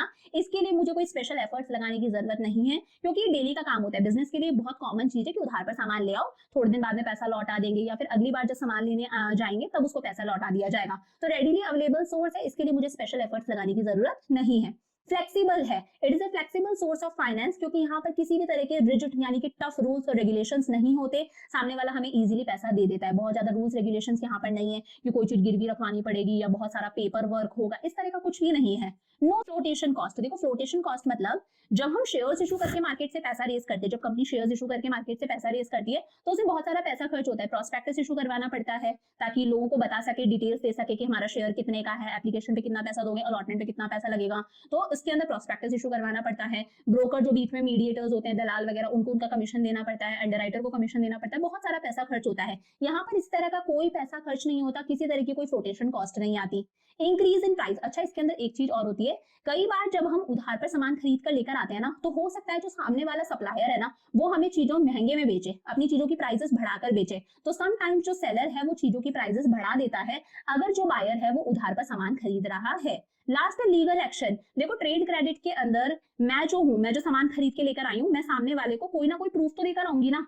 सपोज सामने वाले को मैंने एक प्रूफ दिया जिसे बोला जाता है प्रॉमिसरी नोट। मैंने उसे सपोज ये पेपर दिया, इस पेपर का नाम है प्रॉमिसरी नोट। इस पे मैंने लिखा I promise to give you ₹10,000, जो 10,000 मैं आपको पे करूंगी जो मैंने गुड्स खरीदे हैं उसके बदले आफ्टर 3 मंथ्स। ये क्या है? प्रॉमिसरी नोट है। मैं सामने वाले से लेकर आ रही हूँ तो बदले में कुछ तो रिसीट देकर आऊंगी ना, यार मैंने उधार ले रखा है आपसे। अगर मैं मेरी कमिटमेंट को पूरा नहीं करती, मैं टाइम पर उसे पे नहीं करती हूँ, तो जो सामने वाला है वो मेरे अगेंस्ट लीगल एक्शन भी ले सकता है, डेफिनेटली ले सकता है। मेरिट्स की बात करें, कन्वीनियंट है, इजीली मिल जाता है, कॉन्टिन्यूअस सोर्स है, जब भी बिजनेस को जरूरत पड़ती है सप्लाईज की, रॉ मटेरियल की, वो आराम से ट्रेड क्रेडिट यानी कि आराम से उधार पर सामान खरीद के लेकर आ सकता है। रेडीली अवेलेबल है अगर सेलर जानता है हमारी फाइनेंशियल साउंडनेस के बारे में, हमारी क्रेडिट वर्दीनेस के बारे में, यानी कि उसको पता है कि अगर हम उधार लेते हैं तो हम टाइम पर लौटा देते हैं, मतलब मेरी क्रेडिट वर्दीनेस अच्छी है, मैंने उधार लिया है तो मैं टाइम पर लौटाऊंगी। तो अगर मेरी मार्केट के अंदर गुडविल अच्छी है, मेरी रेपुटेशन अच्छी है, तो सामने वाला मुझे इजीली उधार पर सामान दे देगा। सामने वाला भी जब अपनी सेल्स को प्रमोट करना चाहता है, उसे भी तो अपनी सेल्स को इंक्रीज करना है, तो वो आराम से देता है, अरे भाई साहब ले जाओ, मैं कहाँ जा रहा हूँ, आप कहाँ जा रहे हो, आप तो लौटा देना। एक काम करो, जब अगली बार खरीदने आओ ना तब लौटा देना पैसा, कोई दिक्कत नहीं है, क्योंकि सामने वाले की भी तो सेल्स इंक्रीज हो रही है, वो भी अपने माल को निकालना चाहता है, उसे पता है यार पैसा कहाँ जा रहा है, लौटा देगा थोड़े टाइम बाद में। यहाँ पर जब हम इस तरह से सामान लेकर आते हैं तो हमें हमारा कोई भी असेट गिरवी नहीं रखवाना पड़ता। इसे बोलते हैं it does not create any charge on the assets of the firm. Firm यानी कि कंपनी यानी कि एंटरप्राइज के किसी भी असेट्स पर कोई चार्ज इंक्रीज नहीं होता, चार्ज क्रिएट नहीं होता। यानी कि ऐसा नहीं है मैं उधार पर सामान लेकर आ रही हूँ तो मुझे सामने वाले को कोई ना कोई मेरा असेट गिरवी रखवाना पड़ेगा, ऐसा नहीं होता। तो कोई भी असेट गिरवी रखवाने की जरूरत नहीं है। It is a good source, बहुत अच्छा सोर्स है अगर मुझे ज्यादा इन्वेंट्री यानी कि ज्यादा स्टॉक मेंटेन करने की जरूरत है। सपोज एकदम से मेरे प्रोडक्ट की डिमांड बहुत आ रही है, मुझे मेरी सेल्स इंक्रीज करनी पड़ेगी, सेल्स इंक्रीज करनी है तो मेरे पास में ज्यादा रॉ मटेरियल होना चाहिए, यानी कि ज्यादा इन्वेंट्री होनी चाहिए। तो अगर मुझे ज्यादा इन्वेंट्री खरीदने की जरूरत है तो मैं आराम से उधार पर लेकर आ सकती हूँ। Trade credit is a good thing. जब भी मेरा सामान सोल्ड ऑफ हो जाएगा, मेरा सामान बिक जाएगा, मेरे पास में पैसा आ जाएगा, तब मैं सामने वाले को लौटा दूंगी। ठीक है, आगे बढ़े। आगे बात करते हैं लिमिटेशंस की। It may induce the firm to indulge in over trading. अगर मुझे उधार पर सामान मिल रहा है ना तो हो सकता है मैं ओवर ट्रेडिंग करने लग जाऊं, मैं ज्यादा सामान खरीदने लग जाऊं, ज्यादा सामान खरीदने लग जाऊं, और हो सकता है मेरा जो प्रोडक्ट है वो बिका ही नहीं, तो मेरे पास में इतना एक्स्ट्रा सामान रह जाएगा। तो ये कई बार रिस्की भी होता है अगर हमें लगता है उधार पे मिल रहा है। फॉर एग्जाम्पल क्रेडिट कार्ड का एग्जाम्पल दूं, क्रेडिट कार्ड जेब में होता है तो हम अनाप शनाप खर्चे कर देते हैं, ओवर खर्चे कर देते हैं ना, जो कई बार रिस्की भी हो सकता है। क्या बताओ फ्यूचर में पैसा ना हो, तो ये ओवर ट्रेडिंग की वजह से कई बार थोड़ा सा रिस्की साबित हो सकता है अगर हम एक्स्ट्रा लाके रख लें उधार के चक्कर में। Only limited funds can be generated through trade credit. अच्छा, ट्रेड क्रेडिट यानी सामान उधार पर खरीद रहे हो आप तो लिमिटेड सामान ही खरीद सकते हो, लिमिटेड अमाउंट का ही खरीद सकते हो। 10,000 तक का आपको मिल गया डिस्काउंट, 20,000 का मिल गया, 1 लाख का मिल गया। बात आ रही है 50 लाख की, 1 करोड़ की, इतने का थोड़ी ना दे देगा सामने वाला आपको उधार पर, पॉसिबल नहीं है, लिमिटेड अमाउंट के लिए ही पॉसिबल है। कॉस्टली है, अगर आपने टाइम पर अपना पैसा नहीं चुकाया तो हो सकता है सामने वाला आपसे एक्स्ट्रा अमाउंट मांगे, सामने वाला आपके अगेंस्ट लीगल एक्शन भी ले ले। तो इन चीजों को मद्देनजर रखते हुए देखा जाए तो इट इज कॉस्टली। तो 2 सोर्सेज पढ़ा दिए मैंने आपको, रिटेन अर्निंग्स और ट्रेड क्रेडिट। पूरे 8 सोर्सेज हमें पढ़ने हैं। चलते हैं हमारी थर्ड सोर्स पर। देखो थर्ड सोर्स है हमारा पब्लिक डिपॉजिट। अच्छा, पब्लिक डिपॉजिट क्या होता है? देखो ये सिर्फ कंपनी के लिए है, ये पार्टनरशिप फर्म नहीं कर सकती, ये कोई इंडिविजुअल नहीं कर सकता, ये सिर्फ और सिर्फ कंपनी के लिए है। कंपनी को जब पैसों की जरूरत पड़ती है तो कंपनी आम जनता से भी पैसा ले सकती है। कंपनी को सिर्फ कुछ नहीं करना, एक एडवर्टाइजमेंट निकालनी है कि जो कंपनी है वो पब्लिक डिपॉजिट के थ्रू पैसा रेज कर रही है। आम जनता जो है वो अपना पैसा कंपनी के पास में डिपॉजिट करवा सकती है। बदले में जो कंपनी होगी वो आम जनता को क्या देगी? इंटरेस्ट भी पे करेगी, टाइम पर उनका पैसा भी रिटर्न किया जाएगा। और जब पैसा कंपनी लेती है तो कंपनी क्या करती है? आम जनता को एक रिसीट दे देती है, जिस रिसीट में लिखा हुआ होता है कि भाई कंपनी ने आम जनता से इतना पैसा उधार ले रखा है, इतने टाइम बाद में इस पैसे को लौटाया जाएगा, इस पैसे पर इतना इंटरेस्ट पे किया जाएगा। The deposits that are raised by organizations directly from the public are known as public deposit. जब ऑर्गेनाइजेशन यानी कि कंपनी डायरेक्टली पब्लिक से पैसा लेती है, इसे बोला जाता है पब्लिक डिपॉजिट। आपको देखकर समझ में आ रहा होगा ये picture. Rate of interest offered by public deposit are generally more than that of offered on bank deposits. देखो यहाँ पर पब्लिक कंपनी को पैसा क्यों देगी, कब देगी? पब्लिक सोचेगी यार ये पैसा तो बैंक में भी हम लोग जमा करा सकते हैं, हमारा कंपनी के अंदर ही क्यों जमा कराएं। तो यहाँ पर मैं कहती हूँ अगर बैंक्स 5% इंटरेस्ट दे रहे हैं उस पैसे पर, तो कंपनी इंटरेस्ट पे करेगी 8%। ज्यादा इंटरेस्ट पे कर रहे हैं तो यहाँ पर जो इंटरेस्ट रेट होती है वो ज्यादा होती है, ताकि लोग बैंक में पैसा डिपॉजिट ना करा के कंपनी के अंदर पैसा डिपॉजिट कराएं। People who want to deposit their money in the organisation, वो लोग जो कंपनी के अंदर ऑर्गेनाइजेशन के अंदर अपना पैसा डिपॉजिट करवाना चाहते हैं, have to fill a form, उन्हें सिर्फ एक फॉर्म फिल करना पड़ता है, वो अपना पैसा डिपॉजिट करवा देंगे। बदले में उन लोगों को एक डिपॉजिट रिसीट मिलेगी जिसमें लिखा हुआ होता है कि कंपनी ने इस पर्सन से इतना पैसा ले रखा है, इस पैसे को इतने टाइम बाद में लौटाया जाएगा और इतना इंटरेस्ट इस पैसे पर दिया जाएगा। मीडियम टर्म के लिए यानी कि 1 साल से 5 साल तक के लिए अगर पैसा चाहिए तो इसके थ्रू रेज करा जा सकता है। शॉर्ट टर्म फंड्स के लिए यानी कि अगर 1 साल से कम के लिए पैसा चाहिए तो इसके थ्रू रेज किया जा सकता है। लॉन्ग टर्म के लिए ये नहीं है। समझ में आ गया पब्लिक डिपॉजिट्स? अच्छा, इसमें एक चीज और मैं बताती हूँ। देखो अगर एक पुरानी कंपनी है, रेप्यूटेड कंपनी है, तो वो पब्लिक डिपॉजिट से पैसा रेज कर सकती है। बट मान लो एक नई कंपनी है, उस कंपनी के बारे में लोग जानते नहीं है, तो क्या ऐसी कंपनी पब्लिक से पैसा रेज कर सकती है? लोगों को विश्वास ही नहीं होगा ऐसी कंपनी में, वो ट्रस्ट ही डेवलप नहीं होगा कि लोग अपना पैसा दें। तो it is good for reputed companies and old companies. अगर कोई नई कंपनी है तो उसे पब्लिक डिपॉजिट के थ्रू पैसा रेज करने में बहुत दिक्कत होगी, इजीली उसे पैसा नहीं मिलेगा। फीचर्स की बात करें, अनसिक्योर्ड है। अगर हम लोग पब्लिक से पैसा रेज कर रहे हैं तो कंपनी को अपना कोई भी एसेट गिरवी रखवाने की जरूरत नहीं है। Second, finance of working capital. यहाँ पर कंपनी पैसा कितना कम अमाउंट में पैसा ही रेज कर सकती है पब्लिक से, शॉर्ट टर्म नीड्स के लिए यानी कि 1 साल से कम के लिए, और मीडियम टर्म नीड्स के लिए यानी कि 1 साल से ज्यादा के लिए, और 5 साल तक के लिए ही। तो यहाँ पर कंपनी बहुत ज्यादा पैसा इकट्ठा नहीं कर सकती और लंबे समय के लिए पैसा इकट्ठा नहीं कर सकती कि फिक्स असेट्स खरीदे। तो इस पैसे से कंपनी अपनी वर्किंग कैपिटल का जुगाड़ कर सकती है। अपने डे टू डे एक्सपेंसेस को बियर करने के लिए कंपनी पब्लिक से पैसा रेज कर सकती है। वर्किंग कैपिटल मतलब डे टू डे एक्सपेंसेस को बियर करने के लिए, रॉ मटेरियल खरीदने के लिए, सैलरी पे करने के लिए, इलेक्ट्रिसिटी का बिल वगैरह पे करने के लिए, इन सब चीजों के लिए पब्लिक डिपॉजिट से पैसा रेज किया जा सकता है। टाइम पीरियड की बात करें, public deposits can be invited for a period of 6 months to 3 years. इसका टाइम पीरियड फिक्स है। आप 6 महीने से लेकर 3 साल तक के लिए पब्लिक डिपॉजिट से पैसा रेज कर सकते हो। प्रोसेस की बात करें तो इसका प्रोसेस बहुत ही ज्यादा सिंपल प्रोसेस है, बहुत सिंपल प्रोसेस है, बहुत ज्यादा लीगल फॉर्मेलिटीज नहीं है। जो भी लोग ऑर्गेनाइजेशन के अंदर अपना पैसा जमा कराना चाहते हैं उन्हें सिर्फ एक फॉर्म फिल करना पड़ता है, पैसा दे दो, कंपनी बदले में आपको डिपॉजिट रिसीट देगी जिसके अंदर लिखा हुआ होगा कि कंपनी ने आपसे पैसा बोरो कर रखा है, इतने टाइम के बाद में आपके पैसे को लौटाया जाएगा, इतना इंटरेस्ट पे किया जाएगा। Fifth is repayment. देखो लोगों को उसका जो पैसा है वो मैच्योरिटी पे रीपे करना पड़ता है, बट इसके लिए भी कुछ चीजें हैं। A company which has public deposits, ऐसी कंपनी जिसके पास में जनता का पैसा है, पब्लिक डिपॉजिट्स हैं, is required to set aside 10% of the deposits maturing by the end of the year। उसे हर साल उसके जितने भी डिपॉजिट्स हैं, जो डिपॉजिट्स इस साल मैच्योर हो रहे हैं, सपोज इस साल इतना पैसा लौटाना है, इतने डिपॉजिट्स मैच्योर हो रहे हैं, हर साल जितने भी डिपॉजिट्स मैच्योर होते हैं, जितना भी पैसा उसे लौटाना है उसका 10% साइड में रखना पड़ता है। फॉर एग्जाम्पल इस साल कंपनी को 50 लाख के डिपॉजिट्स उसके मैच्योर हो रहे हैं, 50 लाख पब्लिक डिपॉजिट्स उसे रीपे करने हैं, तो उसका 10% साइड में रखना पड़ता है एज अ रिजर्व, ताकि फ्यूचर वाले जो पब्लिक डिपॉजिट्स हैं उनके पैसे को रीपे करा जा सके, उन्हें रिफंड किया जा सके। बहुत ही ज्यादा इकोनॉमिकल है। इकोनॉमिकल मतलब इतनी ज्यादा एक्सपेंसिव नहीं है, कॉस्ट कम आती है। कंपनी को यहाँ पर शेयर्स इशू करने के लिए जैसे प्रोस्पेक्टस इशू करना होता है, बीच में मीडिएटर्स होते हैं, ब्रोकर्स, अंडरराइटर्स वगैरह, उनको पे करना पड़ता है, इस तरह का कुछ भी खर्चा करने की जरूरत नहीं है, तो इकोनॉमिकल है, सस्ता है। लिमिटेड अमाउंट, पब्लिक डिपॉजिट्स के थ्रू कंपनी एक लिमिटेड अमाउंट ही रेज कर सकती है। अच्छा, यहाँ पर भी एक कंडीशन है, हमारा जो कंपनीज एक्ट है वो कहता है public deposits can not exceed 25% of share capital and free reserve. आपकी कंपनी के जितने भी शेयर कैपिटल है प्लस फ्री रिजर्व है, दोनों को प्लस कर दो, आपकी कंपनी की जितनी शेयर कैपिटल है प्लस आपके जितने रिजर्व्स हैं उनको प्लस कर दो, उसका 25% तक का अमाउंट ही आप पब्लिक डिपॉजिट्स के थ्रू रेज कर सकते हो, 25% से ज्यादा रेज नहीं कर सकते। तो यहाँ पर हम लोग लिमिटेड फंड्स ही रेज कर सकते हैं। फीचर समझ में आ गए। मेरिट्स की बात करें तो कन्वीनियंट है, बहुत ही सिंपल तरीका है। पब्लिक किसी भी तरह की कोई रिस्ट्रिक्टेड कंडीशंस नहीं लगा दी कि अगर आपको लोन लेना है तो ये रिस्ट्रिक्शंस आपको फेस करने पड़ेंगे, किसी तरह के कोई रिस्ट्रिक्शंस नहीं है। Cost of public debt is lower, यहाँ पर कॉस्ट कम आती है। देखो क्यों, मैंने यहाँ पर बताया कि अगर आम जनता को 5% इंटरेस्ट मिलता है बैंक से, सपोज कह रही हूँ मैं, तो कंपनी 8% इंटरेस्ट देने को तैयार है, ये बात तो समझ में आ गई। बट अगर मान लो कंपनी बैंक से पैसा बोरो करती है ना, तो कंपनी को बैंक्स बहुत ज्यादा इंटरेस्ट चार्ज करते हैं। वहीं अगर कंपनी पब्लिक से पैसा बोरो कर दी है तो कंपनी को इतना इंटरेस्ट पे नहीं करना पड़ेगा, तो कंपनी के पॉइंट ऑफ व्यू से ये सस्ता है। अगर कंपनी बैंक से उधार ले या फिर किसी फाइनेंशियल इंस्टीट्यूशन से उधार ले तो कंपनी को उस पर ज्यादा इंटरेस्ट पे करना पड़ता है। It does not create any charge on the assets of the firm. Company को किसी भी तरह का अपना कोई जो असेट है वो गिरवी रखवाने की जरूरत नहीं है पब्लिक से पैसा बोरो करने के लिए। The depositors do not have voting rights. देखो कंपनी जब शेयर्स इशू करती है ना अपने इक्विटी शेयर्स, तो जो इक्विटी शेयर होल्डर्स होते हैं वो कंपनी के क्या कहलाते हैं, ओनर्स कहलाते हैं। उनके पास में वोटिंग राइट्स होते हैं, वो वोट कर सकते हैं, पूरा कंट्रोल उनके हाथ में होता है। बट यहाँ पर इन लोगों के पास में किसी भी तरह के कोई वोटिंग राइट्स नहीं होते, आम जनता के पास में कोई वोटिंग राइट्स नहीं होते। तो कंपनी का जो कंट्रोल है वो डाइल्यूट नहीं हो रहा। डाइल्यूट मतलब वो शेयर नहीं हो रहा, पूरा कंट्रोल कंपनी के हाथ में है।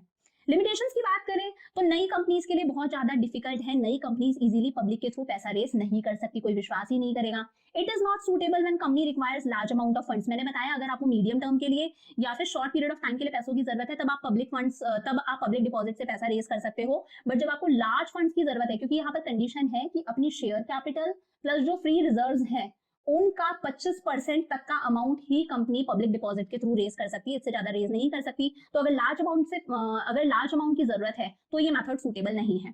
It is less reliable as the public may not respond even when the company needs money. जरूरी नहीं है जब भी कंपनी को जरूरत होगी पैसों की तब पब्लिक रिस्पॉन्ड करेगी ही। आज अगर कंपनी को पैसों की जरूरत पड़ती है, क्या पता पब्लिक रिस्पॉन्ड ही ना करे, पब्लिक डिपॉजिट ही ना कराए, तो ये थोड़ा सा लेस रिलायबल है। खुद का पैसा तो नहीं है ना, लेस रिलायबल है। 3 सोर्सेज हो गए। फोर्थ सोर्स आता है हमारा इशू ऑफ शेयर्स। क्या इशू ऑफ शेयर्स? देखो इशू ऑफ शेयर्स मतलब सपोज ये जो पिज्जा आपको दिख रहा है ये कंपनी की क्या है, कैपिटल है। कौन सी कैपिटल है? ये कंपनी की शेयर कैपिटल है। ये वो पैसा है जो कंपनी के अंदर लगाना है, ये कंपनी के अंदर लगाने वाला पैसा है। और मैं कहती हूँ इस पैसे की कीमत है, सपोज इस पैसे की कीमत है 1 करोड़ रुपए। कितने हैं इस पैसे की कीमत? सपोज 1 करोड़ रुपए। ये क्या है? कंपनी की शेयर कैपिटल, वो पैसा जो कंपनी के अंदर लगाना है 1 करोड़। अब 1 करोड़ रुपया कोई एक पर्सन तो नहीं लगा सकता, नहीं लगा सकता ना, प्रैक्टिकली पॉसिबल नहीं है कि एक पर्सन 1 करोड़ रुपए लगा दे। तो इस शेयर कैपिटल को छोटे छोटे से हिस्सों में डिवाइड किया जाता है, छोटे छोटे से पार्ट्स में डिवाइड किया जाता है। मैंने कहा इसके हिस्से कर दो, और ये 100, ये कितना था हमारे पास में 1 करोड़ था, इसके हिस्से कर दो, इनको बना दो 10 लाख शेयर्स। क्या बना दो? 10 लाख शेयर्स। और हर शेयर कितने का है? 10 रुपए का है। इस मैंने पूरे के पूरे 1 करोड़ के हिस्से कर दिए। कितने हिस्से कर दिए, कितने पार्ट्स कर दिए? 10 लाख पार्ट्स कर दिए। और हर एक शेयर की कीमत कितनी है? 10 रुपए। अगर किसी व्यक्ति को एक शेयर खरीदना है तो उस व्यक्ति को कितने रुपए देने पड़ेंगे? 10 रुपए। अगर किसी को 2 शेयर खरीदने हैं 20 रुपए पे करने पड़ेंगे, किसी को 5 शेयर खरीदने हैं 50 रुपए पे करने पड़ेंगे, किसी को 10 शेयर खरीदने हैं उसे 100 रुपए पे करने पड़ेंगे। तो इस तरह से कंपनी की जो पूरी की पूरी कैपिटल है उसे छोटे छोटे से टुकड़ों में डिवाइड करा जाता है और हर टुकड़े को बोला जाता है शेयर। कैपिटल ऑब्टेन और शेयर्स इशू करके जो कंपनी पैसा रेज करती है उस पूरी की पूरी कैपिटल को क्या कहते हैं? Share capital. और इस शेयर कैपिटल के छोटे छोटे से हिस्से कर दो, उनको क्या बोला जाता है? शेयर्स। ठीक है, कंपनी की एक कैपिटल है, इसके हिस्से हो गए। जो इन शेयर्स को खरीदता है, इसने हमारी कंपनी के मान लो 100 शेयर खरीदे, 100 शेयर खरीदे तो कितने रुपए पे करेगा? एक शेयर 10 रुपए का है, कितने रुपए पे करेगा? 1000 रुपए पे करेगा। तो ये जो बंदा है ये कौन है? कंपनी का शेयर होल्डर है, इसके पास में कंपनी का शेयर है। अब शेयर कोई चीज तो है नहीं, एक कागज का टुकड़ा है। इस बंदे ने कंपनी को पैसा दे रखा है, बदले में इसके पास में एक प्रूफ है कि इसने कंपनी को पैसा दे रखा है, यानी कि कंपनी के शेयर्स खरीद रखे हैं। अब ये जो शेयर्स होते हैं 2 तरह के होते हैं, एक होते हैं इक्विटी शेयर्स और एक होते हैं प्रेफरेंस शेयर्स। बहुत इंपॉर्टेंट, 2 तरह के शेयर्स है, कौन कौन से? इक्विटी शेयर्स और प्रेफरेंस शेयर्स। पहले यही समझ लो, देखो नाम से ही समझ में आ रहा है प्रेफरेंस शेयर्स को क्या मिली होती है? प्रेफरेंस मिली होती है। प्रेफरेंस, इनके पास में प्रिविलेजेस है, इनके पास में कुछ फायदे हैं। फायदे क्या है? देखो कंपनी जो प्रेफरेंस शेयर होल्डर्स होते हैं ना, इनका नाम इस तरह से लिखा हुआ होता है 10% प्रेफरेंस शेयर्स। क्या? 10% प्रेफरेंस शेयर्स। नाम से पहले ही रेट लिखी हुई है 10%, 12%, 8%। प्रेफरेंस शेयर होल्डर्स को जो रिटर्न मिलता है, जिस तरह से जब हम बैंक से पैसा बोरो करते हैं तो हमें बदले में क्या देना पड़ता है? इंटरेस्ट देना पड़ता है। डिबेंचर होल्डर्स को इंटरेस्ट देते हैं। जब शेयर हम इशू करते हैं तो शेयर होल्डर्स को इंटरेस्ट नहीं पे करते, उसी इंटरेस्ट को बोला जाता है डिविडेंड। क्या बोलते हैं? डिविडेंड। तो जो प्रेफरेंस शेयर होल्डर्स होते हैं उनका एक तो डिविडेंड फिक्स होता है कि उन्हें इतना डिविडेंड मिलेगा ही हर साल। ठीक है, इक्विटी शेयर होल्डर्स का डिविडेंड फिक्स नहीं होता, इनके नाम के आगे परसेंटेज लिखा हुआ नहीं होता।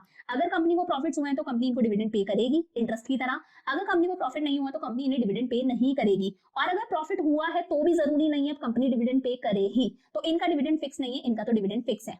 अब जब कंपनी वाइंड अप होती है और पैसे को रिटर्न करने की बारी आती है तो सारे के सारे क्रेडिटर्स को पे कर दिया, डिबेंचर होल्डर्स को पे कर दिया, फिर प्रेफरेंस शेयर होल्डर्स को पे करा जाता है और इक्विटी शेयर होल्डर्स को लास्ट में पे करा जाता है। तो समझ में आ गई 2 बातें कि इनका डिविडेंड फिक्स है, प्रेफरेंस शेयर होल्डर्स का इनका डिविडेंड इनको फिक्स रेट पर मिलता ही है, इक्विटी शेयर होल्डर्स का डिविडेंड फिक्स नहीं है। जब कंपनी वाइंड अप होती है, बंद होती है और पैसा रिटर्न करने की बारी आती है, जब सारे क्रेडिटर्स वगैरह को चुका दिया, उसके बाद में सबसे पहले प्रेफरेंस शेयर होल्डर्स को चुकाया जाता है। प्रेफरेंस शेयर होल्डर्स को भी चुकाने के बाद में जब पैसा बचता है तब इक्विटी शेयर होल्डर्स को पैसा चुकाया जाता है। बट इक्विटी शेयर होल्डर्स को बोला है भाई आपको हम लोगों ने किसी तरह की कोई प्रेफरेंस नहीं दी, कोई प्रिविलेज नहीं दिया, बट अगर कंपनी को प्रॉफिट होगा कंपनी जब आपको डिविडेंड देगी ना तो बोलते हैं ना, देने वाला जब भी देता है छप्पर फाड़ के देता है। जब इन्हें डिविडेंड अगर डिक्लेयर कर दिया ना तो फिर इन्हें शानदार डिविडेंड मिलता है, बहुत बड़े अमाउंट का डिविडेंड मिलता है। तो कंपनी ऐसा बोल सकती है कि बहुत ज्यादा जब सरप्लस प्रॉफिट्स होते हैं तो उन्हें एक अच्छा खासा डिविडेंड पे किया जाता है और इन्हें बोला जाता है आप कंपनी के ओनर्स हो। ओनर्स बन जाते हैं ये कंपनी के। आपके पास में वोटिंग राइट्स हैं। क्या है? Voting rights. आप वोट कर सकते हो, आप डिसीजंस लेने में आपसे पूछा जाएगा, आप ओनर बन चुके हो कैपिटल के। तो समझ में आ गया। एक एक करके दोनों को डिस्कस करते हैं। इक्विटी शेयर्स रिप्रेजेंट ओनरशिप, ये तो शो करते हैं कंपनी की ओनरशिप, ये कंपनी के ओनर्स कहलाते हैं। As thus capital raised by issue of such shares is known as ownership capital। जब हम इक्विटी शेयर इशू करके पैसा रेज करते हैं तो इसे बोला जाता है ओनरशिप कैपिटल या फिर ओनर्स फंड। बहुत इंपॉर्टेंट सोर्स है अगर हमें लंबे समय के लिए पैसा चाहिए, क्योंकि जरूरी नहीं है इनको डिविडेंड दो, जरूरी नहीं है इस पैसे को रिटर्न करा जाए। कंपनी जब वाइंड अप होती है, बंद होती है, तभी इनको इनका पैसा रिटर्न किया जाता है। इक्विटी शेयर होल्डर्स को कोई फिक्स्ड डिविडेंड नहीं मिलता जिस तरह से प्रेफरेंस शेयर होल्डर्स को मिलता है। इनको कंपनी की अर्निंग्स के बेसिस पर पे करा जाता है। अगर कंपनी को अर्निंग्स अच्छी हो रही है तो इन्हें अच्छा डिविडेंड पे करेंगे, नहीं हो रही तो नहीं पे किया जाता। They receive what is left after settling all other claims. जब सारे क्लेम सेटल हो गए, क्रेडिटर्स को चुका दिया, डिवेंचर होल्डर्स को चुका दिया, प्रेफरेंस शेयर होल्डर्स को पे कर दिया, फिर जब पैसा बचता है ना तो इन्हें कुछ दिया जाता है और इसीलिए इन्हें बोलते हैं बचे कुचे का ओनर। बचे कुचे मतलब रेजिडुअल ओनर्स। क्या कहते हैं? Residual owners. But voting rights है इनके पास में, कंट्रोल है इनके पास में। फीचर्स की बात करें, प्राइमरी रिस्क बियरर्स हैं। अगर कल को कंपनी डूबती है तो इनको तो डिविडेंड भी नहीं मिलेगा, इनका पैसा भी सबसे लास्ट में आता है। तो अगर प्रॉफिट होता है तो प्रॉफिट में से भी सबसे ज्यादा हिस्सा इन्हीं का होता है। लॉस होता है तो यही क्या है? प्राइमरी रिस्क बियरर्स हैं, ये ओनर्स हैं कंपनी के, तो इन्हीं को सारा रिस्क बियर करना पड़ेगा। क्लेम ओवर रेजिडुअल इनकम, जो रेजिडुअल मतलब बची खुची, जब कंपनी वाइंड अप होती है तो इक्विटी शेयर होल्डर्स को सबको सेटिस्फाई करने के बाद में पे करा जाता है।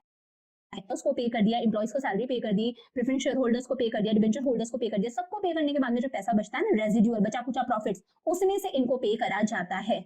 Basis for loans, the amount of equity shares adds to the credibility of the company. जिस कंपनी के अंदर इक्विटी शेयर कैपिटल ज्यादा होती है, इक्विटी शेयर होल्डर्स ज्यादा है, वो कंपनी अच्छी मानी जाती है, उसकी गुडविल ज्यादा मानी जाती है। ऐसी कंपनी को कोई भी इजीली लोन दे देता है, तो ये बेस है, आधार है लोन के लिए। ऐसी कंपनी को लोन्स इजीली मिल जाते हैं। इसके अलावा दूसरी कंपनीज को इजीली लोन मिलने में थोड़ी सी दिक्कत होती है। मतलब अगर आपके पास में इक्विटी शेयर होल्डर्स ज्यादा है तो आपको लोन इजीली मिल जाएगा। कंट्रोल की बात करें, इक्विटी शेयर होल्डर्स के पास में वोटिंग राइट्स होते हैं, वोटिंग पावर होती है, पूरा कंट्रोल इनके हाथ में होता है।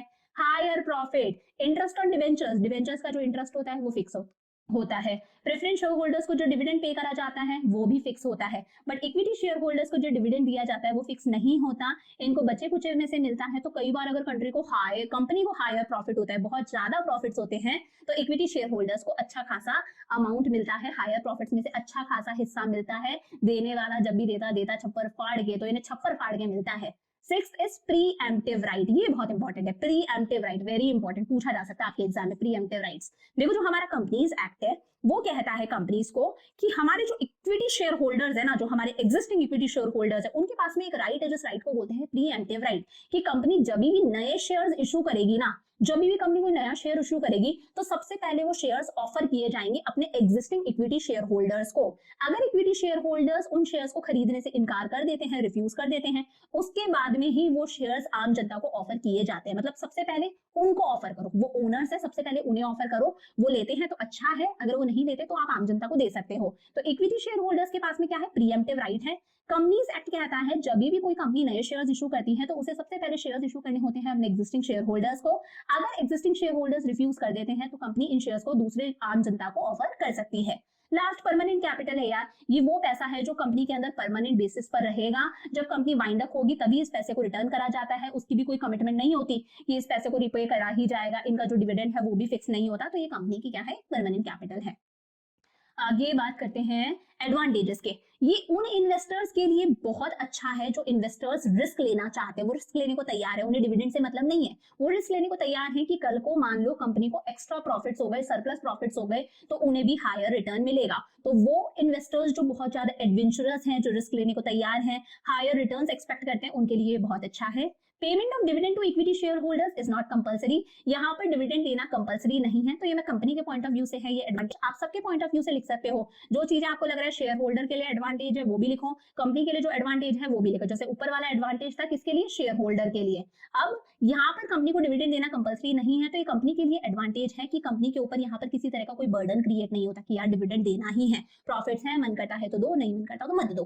परमानेंट कैपिटल है, कंपनी के लिए फायदा है क्योंकि कंपनी इस कैपिटल को तभी रिटर्न करेगी, रीपे करेगी जब कंपनी लिक्विडेट होगी, यानी कि कंपनी वाइंड अप होगी, बंद होगी, उससे पहले रिटर्न करने की जरूरत नहीं है। Equity capital increases credit worthiness, मैंने पीछे भी बताया था। अगर किसी कंपनी के अंदर इक्विटी शेयर कैपिटल ज्यादा होती है, अच्छी होती है, तो उस कंपनी की गुडविल ज्यादा मानी जाती है। ऐसी कंपनी को कोई भी इजीली लोन प्रोवाइड कर देता है, बैंक या फाइनेंशियल इंस्टीट्यूशन, उस कंपनी की क्रेडिट वर्दीनेस अच्छी मानी जाती है कि ये कंपनी अच्छी है, साउंड है। It does not create any charge on the assets of the company. जब कंपनी इक्विटी शेयर्स इशू करती है तो कंपनी को अपने किसी भी तरह के कोई असेट को गिरवी रखवाने की जरूरत नहीं है, कोई भी असेट मॉर्टगेज यानी कि गिरवी रखवाने की जरूरत नहीं है इक्विटी शेयर्स इशू करके पैसा रेज करने के लिए। यहाँ पर डेमोक्रेसी वाली फीलिंग आती है क्योंकि शेयर होल्डर्स के पास में वोटिंग राइट्स होते हैं, वो कंट्रोल में पार्टिसिपेट कर सकते हैं, तो डेमोक्रेटिक कंट्रोल है। लिमिटेशंस की बात करें तो ऐसे इन्वेस्टर्स जिनको रेगुलर इनकम चाहिए कि टाइम टू टाइम उनको डिविडेंड मिलता रहे, टाइम पर उनको उनकी कैपिटल भी वापस मिल जाए, उनके लिए इक्विटी शेयर होल्डर्स बिल्कुल भी सही नहीं है क्योंकि यहाँ पर जो रिटर्न्स है वो फ्लक्चुएटिंग है, कंपलसरी नहीं है कि आपको डिविडेंड मिलेगा ही। कॉस्टली सोर्स है यार, कॉस्टली इसलिए है आपको प्रोस्पेक्टस इशू करना पड़ेगा जिसमें सारी डिटेल्स होंगी कि एप्लीकेशन पर इतना देना है, अलॉटमेंट पे इतना देना है, फर्स्ट कॉल पे इतना देना है, सेकंड कॉल पर इतना देना है, प्रोस्पेक्टस इशू करना पड़ेगा, रजिस्ट्रेशन की फीस पे करनी पड़ेगी, बीच में आपके शेयर्स को बिकवाने के लिए मीडिएटर्स होते हैं, ब्रोकर्स होते हैं, अंडरराइटर्स होते हैं, उन्हें कमीशन देना पड़ेगा, बहुत पैसा खर्च हो जाता है इन चीजों में, तो कॉस्टली सोर्स है। देखो जब लिमिटेशंस लिखने हैं तो सिर्फ बुराई लिखो, एडवांटेजेस लिखने हैं तो सिर्फ अच्छाई लिखो, चाहे हमें मन में पता है हम गलत ही लिख रहे हैं but still you have to write. Issue of equity shares dilutes voting power, यहाँ पर हमारी जो पावर है वो डाइल्यूट हो जाती है। डाइल्यूट का मतलब है, देखो बार बार ये डाइल्यूट वर्ड आ रहा है, इस डाइल्यूट वर्ड का मतलब है शेयर हो जाती है। मैं कहती हूँ कंपनी के पास में 5 शेयर होल्डर्स है, वैसे तो बहुत सारे होते हैं, मैं बोलती हूँ 5 शेयर होल्डर्स है, 5 शेयर होल्डर्स है मतलब सारी की सारी पावर अभी इनके पास में है। कंपनी ने और इक्विटी शेयर्स इशू करे और मान लो अब 3 शेयर होल्डर्स और आ गए, तो 3 शेयर होल्डर्स और आ गए तो पहले पावर इनके पास में थी, अब ये 3 भी उस पावर को शेयर करेंगे, तो यहाँ पर पावर शेयर हो जाती है, कंपनी के जो वोटिंग राइट्स हैं वो डाइल्यूट हो जाते हैं। एग्जिस्टिंग शेयर होल्डर्स को थोड़ा सा मन में अखड़ता है ना, पावर शेयर हो रही है। There are lot of formalities, यहाँ पे बहुत सारी फॉर्मेलिटीज हैं, प्रोसीजर बहुत लंबा है, मैंने आपको ऊपर भी बता दिया क्या क्या करना पड़ता है, तो बहुत सारी फॉर्मेलिटीज हैं, प्रोसीजरल डिलेज है, काम में डिले हो सकता है, बहुत लंबा प्रोसेस चलता है। अब आ जाओ प्रेफरेंस शेयर्स पर। देखो प्रेफरेंस शेयर होल्डर्स कौन से शेयर होल्डर्स होते हैं, जिनके पास में प्रेफरेंशियल राइट्स होते हैं, जिन्हें प्रेफरेंस मिली रखी है, इक्विटी शेयर्स से ज्यादा प्रेफरेंस मिल रखी है इन्हें। 2 चीजों में प्रेफरेंस मिली है, receiving a fixed rate of dividend, एक तो इन्हें डिविडेंड जो है इनका फिक्स है कि इतना डिविडेंड इन्हें पे किया ही जाएगा। इक्विटी शेयर होल्डर्स को जब हम डिविडेंड डिक्लेयर करते हैं ना कि इक्विटी शेयर होल्डर्स को भी हम डिविडेंड दे रहे हैं, उससे पहले इनको डिविडेंड पे करना होता है। क्रेडिटर्स को पे कर दिया हम लोगों ने, हमारे डिबेंचर होल्डर्स को पे कर दिया, फिर इनको इनका फिक्स्ड डिविडेंड दो, इनको दे दिया, फिर जब पैसा बचता है ना तब सोचते हैं इक्विटी शेयर होल्डर्स के बारे में। तो प्रेफरेंस शेयर होल्डर्स के पास में क्या है, प्रेफरेंस है, इन्हें डिविडेंड फिक्स्ड दिया ही जाता है। Second, receiving their capital after the claims of the company's creditors have been settled. जब कंपनी लिक्विडेट होती है, वाइंड अप होती है, बंद होती है, तो सबसे पहले कंपनी के क्रेडिटर्स को पे कर दिया जाता है, डिबेंचर होल्डर्स वगैरह को, जो भी बैंक्स वगैरह थे, जो भी क्रेडिटर्स थे उन्हें पे कर दिया जाता है। उसके बाद में पहले इनको पे करते हैं, इनको पे करने के बाद में इक्विटी शेयर होल्डर्स को सोचा जाता है, उनके बारे में सोचा जाता है कि उनको भी उनका लगाया हुआ पैसा रिटर्न करना है। डिविडेंड की बात नहीं करूं मैं, कैपिटल की बात करूं, जो पैसा लगाया था उन्होंने। तो समझ में आ गया, प्रेफरेंस मिली है कि इन्हें डिविडेंड पहले दिया जाता है, इनका डिविडेंड फिक्स्ड होता है, और जब कंपनी लिक्विडेट होती है तो सारे के सारे क्रेडिटर्स को पे करने के बाद में सबसे पहले प्रेफरेंस शेयर होल्डर्स को पे किया जाता है। It means preference share holders के पास में प्रेफरेंशियल क्लेम है डिविडेंड को लेकर भी और अपनी कैपिटल के रीपेमेंट को लेकर भी, इन्हें पहले कैपिटल रीपे करी जाएगी। प्रेफरेंस शेयर होल्डर्स को फिक्स रेट ऑफ डिविडेंड मिलता है, जिस तरह से डिबेंचर होल्डर्स को फिक्स्ड इंटरेस्ट मिलता है, और इनके पास में जनरली वोटिंग राइट्स नहीं होते। ये कंपनी के जो प्रॉफिट्स जो कंपनी की जो वोटिंग राइट्स हैं, कंपनी की जो पावर है उसके अंदर इनका बेसिकली हिस्सा नहीं होता, जनरली इनके पास में वोटिंग राइट्स नहीं होते, ये कंपनी के अफेयर्स में इंटरफेयर नहीं कर सकते। अब बात करते हैं फीचर्स ऑफ प्रेफरेंस शेयर्स। देखो प्रेफरेंस शेयर्स के क्या फीचर्स है, वैसे तो सारी चीजें हम लोगों ने पढ़ ली। First is fix rate of dividend, इनका जो डिविडेंड होता है वो पहले से फिक्स होता है, इनके नाम के आगे ही लिखा हुआ होता है 10% प्रेफरेंस शेयर्स, 12% प्रेफरेंस शेयर्स, तो इनका जो डिविडेंड होता है वो पहले से फिक्स होता है। इक्विटी शेयर होल्डर्स को जब हम डिविडेंड दे रहे हैं उससे पहले प्रेफरेंस शेयर होल्डर्स को उनका फिक्स डिविडेंड पे करना जरूरी है। Second is no security. देखो जिस तरह से अगर हम बैंक से पैसा बोरो करते हैं, फाइनेंशियल इंस्टीट्यूशन से पैसा बोरो करते हैं, तो हमें कोई ना कोई हमारा असेट मॉर्गेज करवाना पड़ता है, यानी कि गिरवी रखवाना पड़ता है। बट अगर हम प्रेफरेंस शेयर्स इशू करके पैसा रेज कर रहे हैं तो हमें कोई भी हमारी सिक्योरिटी रखवाने की जरूरत नहीं है, कोई भी असेट एज अ सिक्योरिटी गिरवी रखवाने की जरूरत नहीं है। Third is no voting rights. हमारे इक्विटी शेयर होल्डर्स के पास में वोटिंग राइट्स होते हैं, वो कंपनी के अंदर कंट्रोल कर सकते हैं, कंट्रोल उनके हाथ में होता है, कंट्रोलिंग पावर है। प्रेफरेंस शेयर होल्डर्स के पास में वोटिंग राइट्स नहीं होते, इनके पास में कंट्रोलिंग पावर नहीं होती। और क्या लोगे यार, मतलब दो आपको प्रेफरेंसेस मिल चुकी हैं तो इनके पास में वोटिंग राइट्स या फिर कंट्रोलिंग पावर नहीं होती। Fourth is hybrid security. देखो जो प्रेफरेंस शेयर्स होते हैं, बहुत इंपॉर्टेंट है, ध्यान से देखना, प्रेफरेंस शेयर्स जो होते हैं उन्हें बोला जाता है कि वो हाइब्रिड सिक्योरिटी है। क्या है हाइब्रिड सिक्योरिटी? हाइब्रिड मतलब इनमें दो चीजों के कैरेक्टरिस्टिक्स आ रहे हैं, इनमें डिबेंचर्स के कैरेक्टरिस्टिक्स भी हैं, इनमें इक्विटी शेयर्स के कैरेक्टरिस्टिक्स भी हैं। देखो डिबेंचर्स क्या होते हैं, कंपनी के क्रेडिटर्स होते हैं डिबेंचर होल्डर्स, तो डिबेंचर्स पर फिक्स्ड इंटरेस्ट पे करना जरूरी होता है। इनका इंटरेस्ट फिक्स होता है कि 10% इंटरेस्ट देना है, 15% इंटरेस्ट देना है। तो डिबेंचर्स की तरह प्रेफरेंस शेयर होल्डर्स का जो डिविडेंड की रेट है वो भी फिक्स होती है, इनको भी फिक्स डिविडेंड पे करा जाता है। तो ये तो डिबेंचर्स वाला कैरेक्टरिस्टिक आ गया। बट इसके अंदर इक्विटी शेयर्स का भी कैरेक्टरिस्टिक है, वो ये है कि अगर कंपनी को प्रॉफिट होगा तो ही डिविडेंड पे करा जाएगा, फिर चाहे वो फिक्स्ड ही क्यों ना है। प्रॉफिट होगा तो फिक्स डिविडेंड पे करा जाएगा, बट अगर लॉसेस हुए तो वो फिक्स डिविडेंड पे नहीं किया जाएगा। तो इसके अंदर दोनों के कैरेक्टरिस्टिक्स आते हैं, प्रॉफिट है तो फिक्स्ड आपको डिविडेंड मिलेगा, प्रॉफिट नहीं है तो इक्विटी शेयर होल्डर्स की तरह आपको डिविडेंड डिक्लेयर नहीं होगा। Help to collect large amount of funds. देखो बहुत सारे ऐसे इन्वेस्टर्स जो किसी तरह का कोई रिस्क लेना नहीं चाहते, जो चाहते हैं कि भाई उनको टाइम टू टाइम उनका डिविडेंड मिलता रहे, टाइम पर उनको उनका पैसा भी रिटर्न मिल जाएगा जब कंपनी लिक्विडेट होगी, ऐसे इन्वेस्टर्स और बहुत सारी फाइनेंशियल इंस्टीट्यूशंस भी है। फाइनेंशियल इंस्टीट्यूशंस बैंक्स की जैसी ही ऑर्गेनाइजेशंस होती हैं। फॉर एग्जांपल मैंने आपको बताया था IDBI, industrial development bank of India, ये भी एक प्रकार का फाइनेंशियल इंस्टीट्यूशन है। ऐसे इन्वेस्टर्स और फाइनेंशियल इंस्टीट्यूशंस भी जनरली कंपनीज के प्रेफरेंस शेयर्स खरीदते हैं, तो इनके थ्रू जो कंपनी है वो large amount of funds raise कर सकती है प्रेफरेंस शेयर्स इशू करके। Last, no fixed liability. Dividend सिर्फ तभी पे करा जाता है इनको भी जब कंपनी को प्रॉफिट्स हुए। फिक्स है, प्रॉफिट्स हुए तो कितने भी प्रॉफिट्स हो, मान लो कंपनी को किसी साल बहुत सारे प्रॉफिट्स हो गए तो भी इनका तो डिविडेंड फिक्स है, अगर 10% देना है तो 10% ही दिया जाएगा। बट अगर लॉसेस हुए तो डिविडेंड पे नहीं किया जाता। बट सोचो अगर मान लो बहुत अच्छे प्रॉफिट्स हो गए तो इनका तो फिक्स है, 10% देना है तो 10% ही मिलेगा। बट प्रॉफिट्स अगर बहुत ज्यादा हुए तो इक्विटी शेयर होल्डर्स का तो फिक्स नहीं है, इक्विटी शेयर होल्डर्स को बहुत अच्छा खासा अमाउंट पे करा जाता है, तो फिक्स लायबिलिटी क्रिएट नहीं होती, लॉसेस के अंदर डिविडेंड देने की जरूरत नहीं है। अगर बात करें इनके टाइप्स की तो भाई एक होते हैं क्यूम्युलेटिव और एक होते हैं नॉन क्यूम्युलेटिव। देखो क्यूम्युलेटिव का मतलब क्या है, क्यूम्युलेटिव प्रेफरेंस शेयर्स वो शेयर्स होते हैं जिनका जो डिविडेंड होता है वो क्यूम्युलेट होता है। क्यूम्युलेट मतलब इकट्ठा होता है, इकट्ठा मतलब अक्यूमुलेट होता है। मैं लिख देती हूँ, इनका डिविडेंड क्या होता है, अक्यूमुलेट होता है। इस साल डिविडेंड नहीं दिया कोई बात नहीं, वो डिविडेंड इकट्ठा हो रहा है, अगली साल दे दिया जाएगा। इस साल नहीं दिया, अगली साल भी नहीं दिया, तीसरी साल दे रहे हैं तो तीसरी साल पिछले 2 साल का भी दिया जाएगा। तो ऐसे प्रेफरेंस शेयर्स जिनका जो डिविडेंड होता है वो अक्यूमुलेट होता है, ऐसा नहीं कि नहीं दिया तो भूल जाओ, है ना, रात गई बात गई, ऐसा नहीं। अगर किसी साल डिविडेंड पे नहीं करा है किसी पर्टिकुलर ईयर, तो अगली साल जब डिविडेंड पे करेंगे तो उस साल का भी दे देंगे, पुराना वाला जो आउटस्टैंडिंग है वो भी दिया जाएगा। बट एक होता है नॉन क्यूमुलेटिव। नॉन क्यूमुलेटिव मतलब इनका डिविडेंड इकट्ठा नहीं होता, किसी साल अगर कंपनी ने नहीं दिया तो कोई बात नहीं दिया, ठीक है, अगर लॉसेस थे नहीं दिया तो भूल जाओ उसको, अगली बार में आपको अगली बार का ही मिलेगा। समझ में आ गया? अगर आपको डिविडेंड एक्यूमुलेट होता है, आउटस्टैंडिंग डिविडेंड भी मिलता है तो क्यूमुलेटिव प्रेफरेंस शेयर्स। अगर आपका डिविडेंड एक्यूमुलेट नहीं होता, इकट्ठा नहीं होता, आपको पुराना वाला नहीं मिलता, रात गई बात गई, तो फिर वो कौन से हैं, नॉन क्यूमुलेटिव प्रेफरेंस शेयर्स। एक होते हैं पार्टिसिपेटिंग प्रेफरेंस शेयर्स और एक होते हैं नॉन पार्टिसिपेटिंग प्रेफरेंस शेयर्स। जो पार्टिसिपेटिंग प्रेफरेंस शेयर्स होते हैं उनके पास में एक राइट होता है कि वो इक्विटी शेयर्स की तरह जो कंपनी का प्रॉफिट है उसमें पार्टिसिपेट कर सकते हैं। यानी कि पार्टिसिपेटिंग प्रेफरेंस शेयर्स होल्डर्स को उनका फिक्स डिविडेंड तो मिलता ही है, प्लस इक्विटी शेयर होल्डर्स की तरह उनको जो सरप्लस प्रॉफिट होता है उसमें से भी एक हिस्सा मिलता है। Participating preference shares enjoy right to participate in the surplus profit. Surplus profit में भी पार्टिसिपेट कर सकते हैं, फिक्स डिविडेंड भी मिलेगा। नॉन पार्टिसिपेटिंग को मैंने बता ही दिया, इनको सिर्फ अपना डिविडेंड मिलता है, प्रॉफिट के अंदर से कोई हिस्सा नहीं मिलता, जनरली ऐसा ही होता है। लास्ट है कन्वर्टेबल एंड नॉन कन्वर्टेबल। वो प्रेफरेंस शेयर होल्डर्स जिन्हें कभी भी हम इक्विटी शेयर्स में कन्वर्ट कर सकते हैं। ऐसे प्रेफरेंस शेयर्स जिन्हें कभी भी इक्विटी शेयर्स में कन्वर्ट करा जा सकता है एक स्पेसिफाइड पीरियड ऑफ टाइम के बाद में, उन्हें बोलते हैं कन्वर्टेबल। और ऐसे प्रेफरेंस शेयर्स जिन्हें इक्विटी शेयर्स में कन्वर्ट नहीं किया जा सकता, जाहिर सी बात है उनका नाम है नॉन कन्वर्टेबल। समझ में आ गया? एडवांटेजेस की बात करें तो ऐसे इन्वेस्टर्स जिन्हें रेगुलर इनकम चाहिए इन अ फॉर्म ऑफ डिविडेंड और फिक्स रेट ऑफ रिटर्न चाहिए, बहुत कम रिस्क वो फेस करना चाहते हैं, उन्हें चाहिए बस उनने पैसा लगा दिया, उनको टाइम टू टाइम अपना डिविडेंड मिलता रहे, रेगुलर इनकम मिलता रहे, उनके लिए बहुत अच्छा है।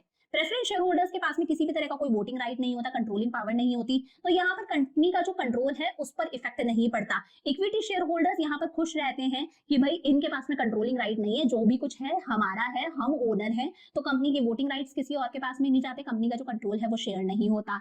इट प्रोवाइड्स रेगुलर इनकम, जो इन्वेस्टर्स हैं उन्हें रेगुलर इनकम मिलेगी क्योंकि डिविडेंड फिक्स होता है। उनकी इन्वेस्टमेंट सेफ है क्योंकि जब कंपनी वाइंड अप होती है तो पहले इनको पे करा जाता है, फिर अगर पैसा बच जाता है तो इक्विटी शेयर होल्डर्स को पे करा जाता है।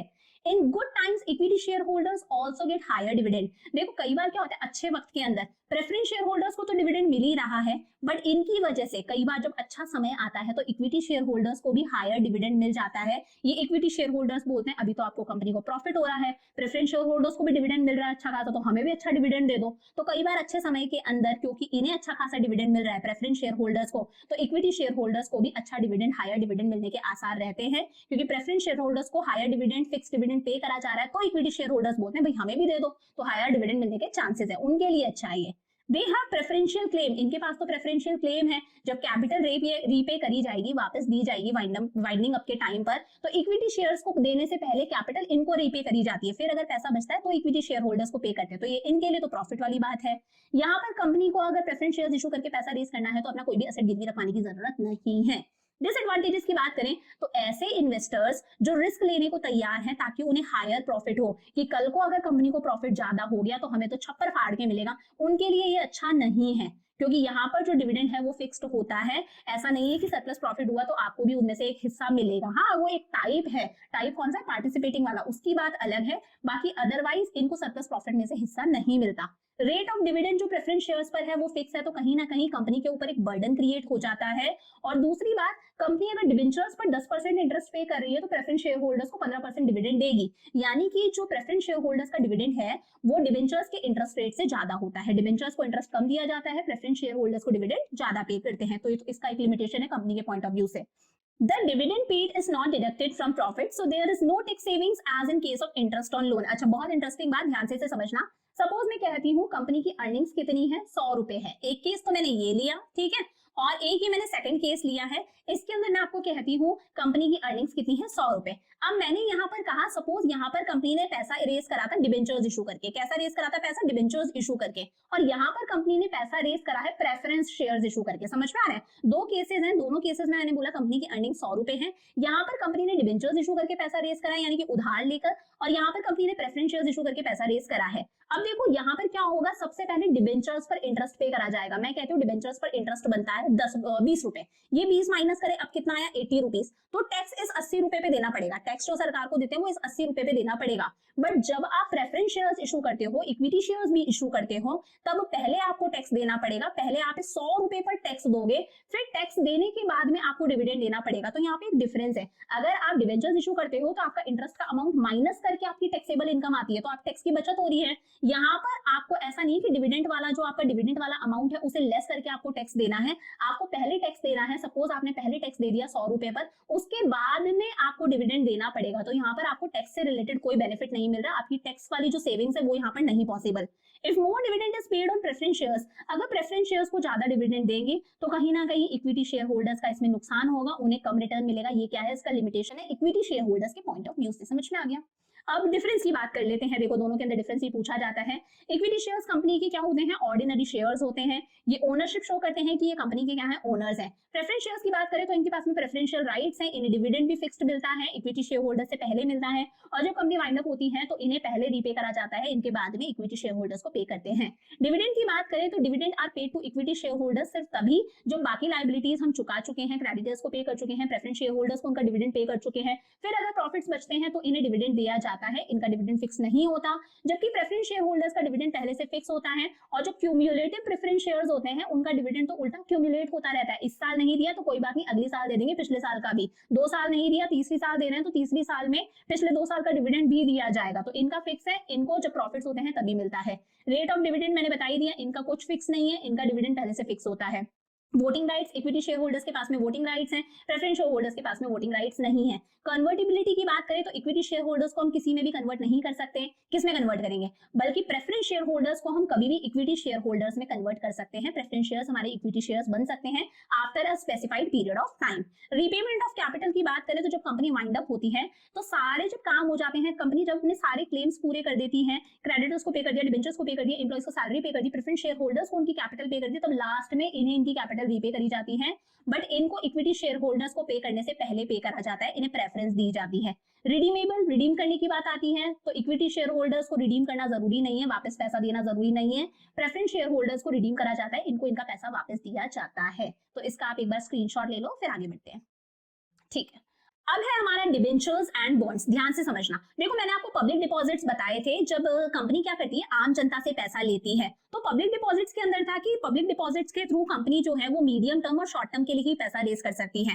क्या हो, जब कंपनी को लंबे समय के लिए पैसे की जरूरत है, बहुत सारे पैसे की जरूरत है, तो उसके लिए कंपनी के पास में एक ऑप्शन और होता है जिसे बोला जाता है डिबेंचर्स या फिर बॉन्ड्स। डिबेंचर्स क्या है कि आम जनता से पैसा ले लिया, ठीक है, और आम जनता को ये एक कागज का टुकड़ा दिया। ये कागज का टुकड़ा क्या है, एक इंस्ट्रूमेंट बोलते हैं इसे कागज के टुकड़े को, जिसमें लिखा हुआ होता है कि कंपनी ने आपसे इतना पैसा उधार ले रखा है, इतने पीरियड ऑफ टाइम के बाद में 10 साल, 15 साल, 20 साल बाद में आपके पैसे को आपको वापस रिटर्न किया जाएगा, चुकाया जाएगा 100%। Even if the company is under losses, तो भी आपके पैसे को चुकाया जाएगा और आपके पैसे पर आपको हर महीने या जो भी टाइम पीरियड है इतना इंटरेस्ट भी पे करा जाएगा। तो ये कुल मिला के क्या है, ये एक इंस्ट्रूमेंट है, कागज का टुकड़ा है जो कंपनी का डेट शो कर रहा है। क्या शो कर रहा है, कंपनी का डेट। डेट मतलब उधार शो कर रहा है कि कंपनी ने सामने वाले से इतना पैसा उधार ले रखा है।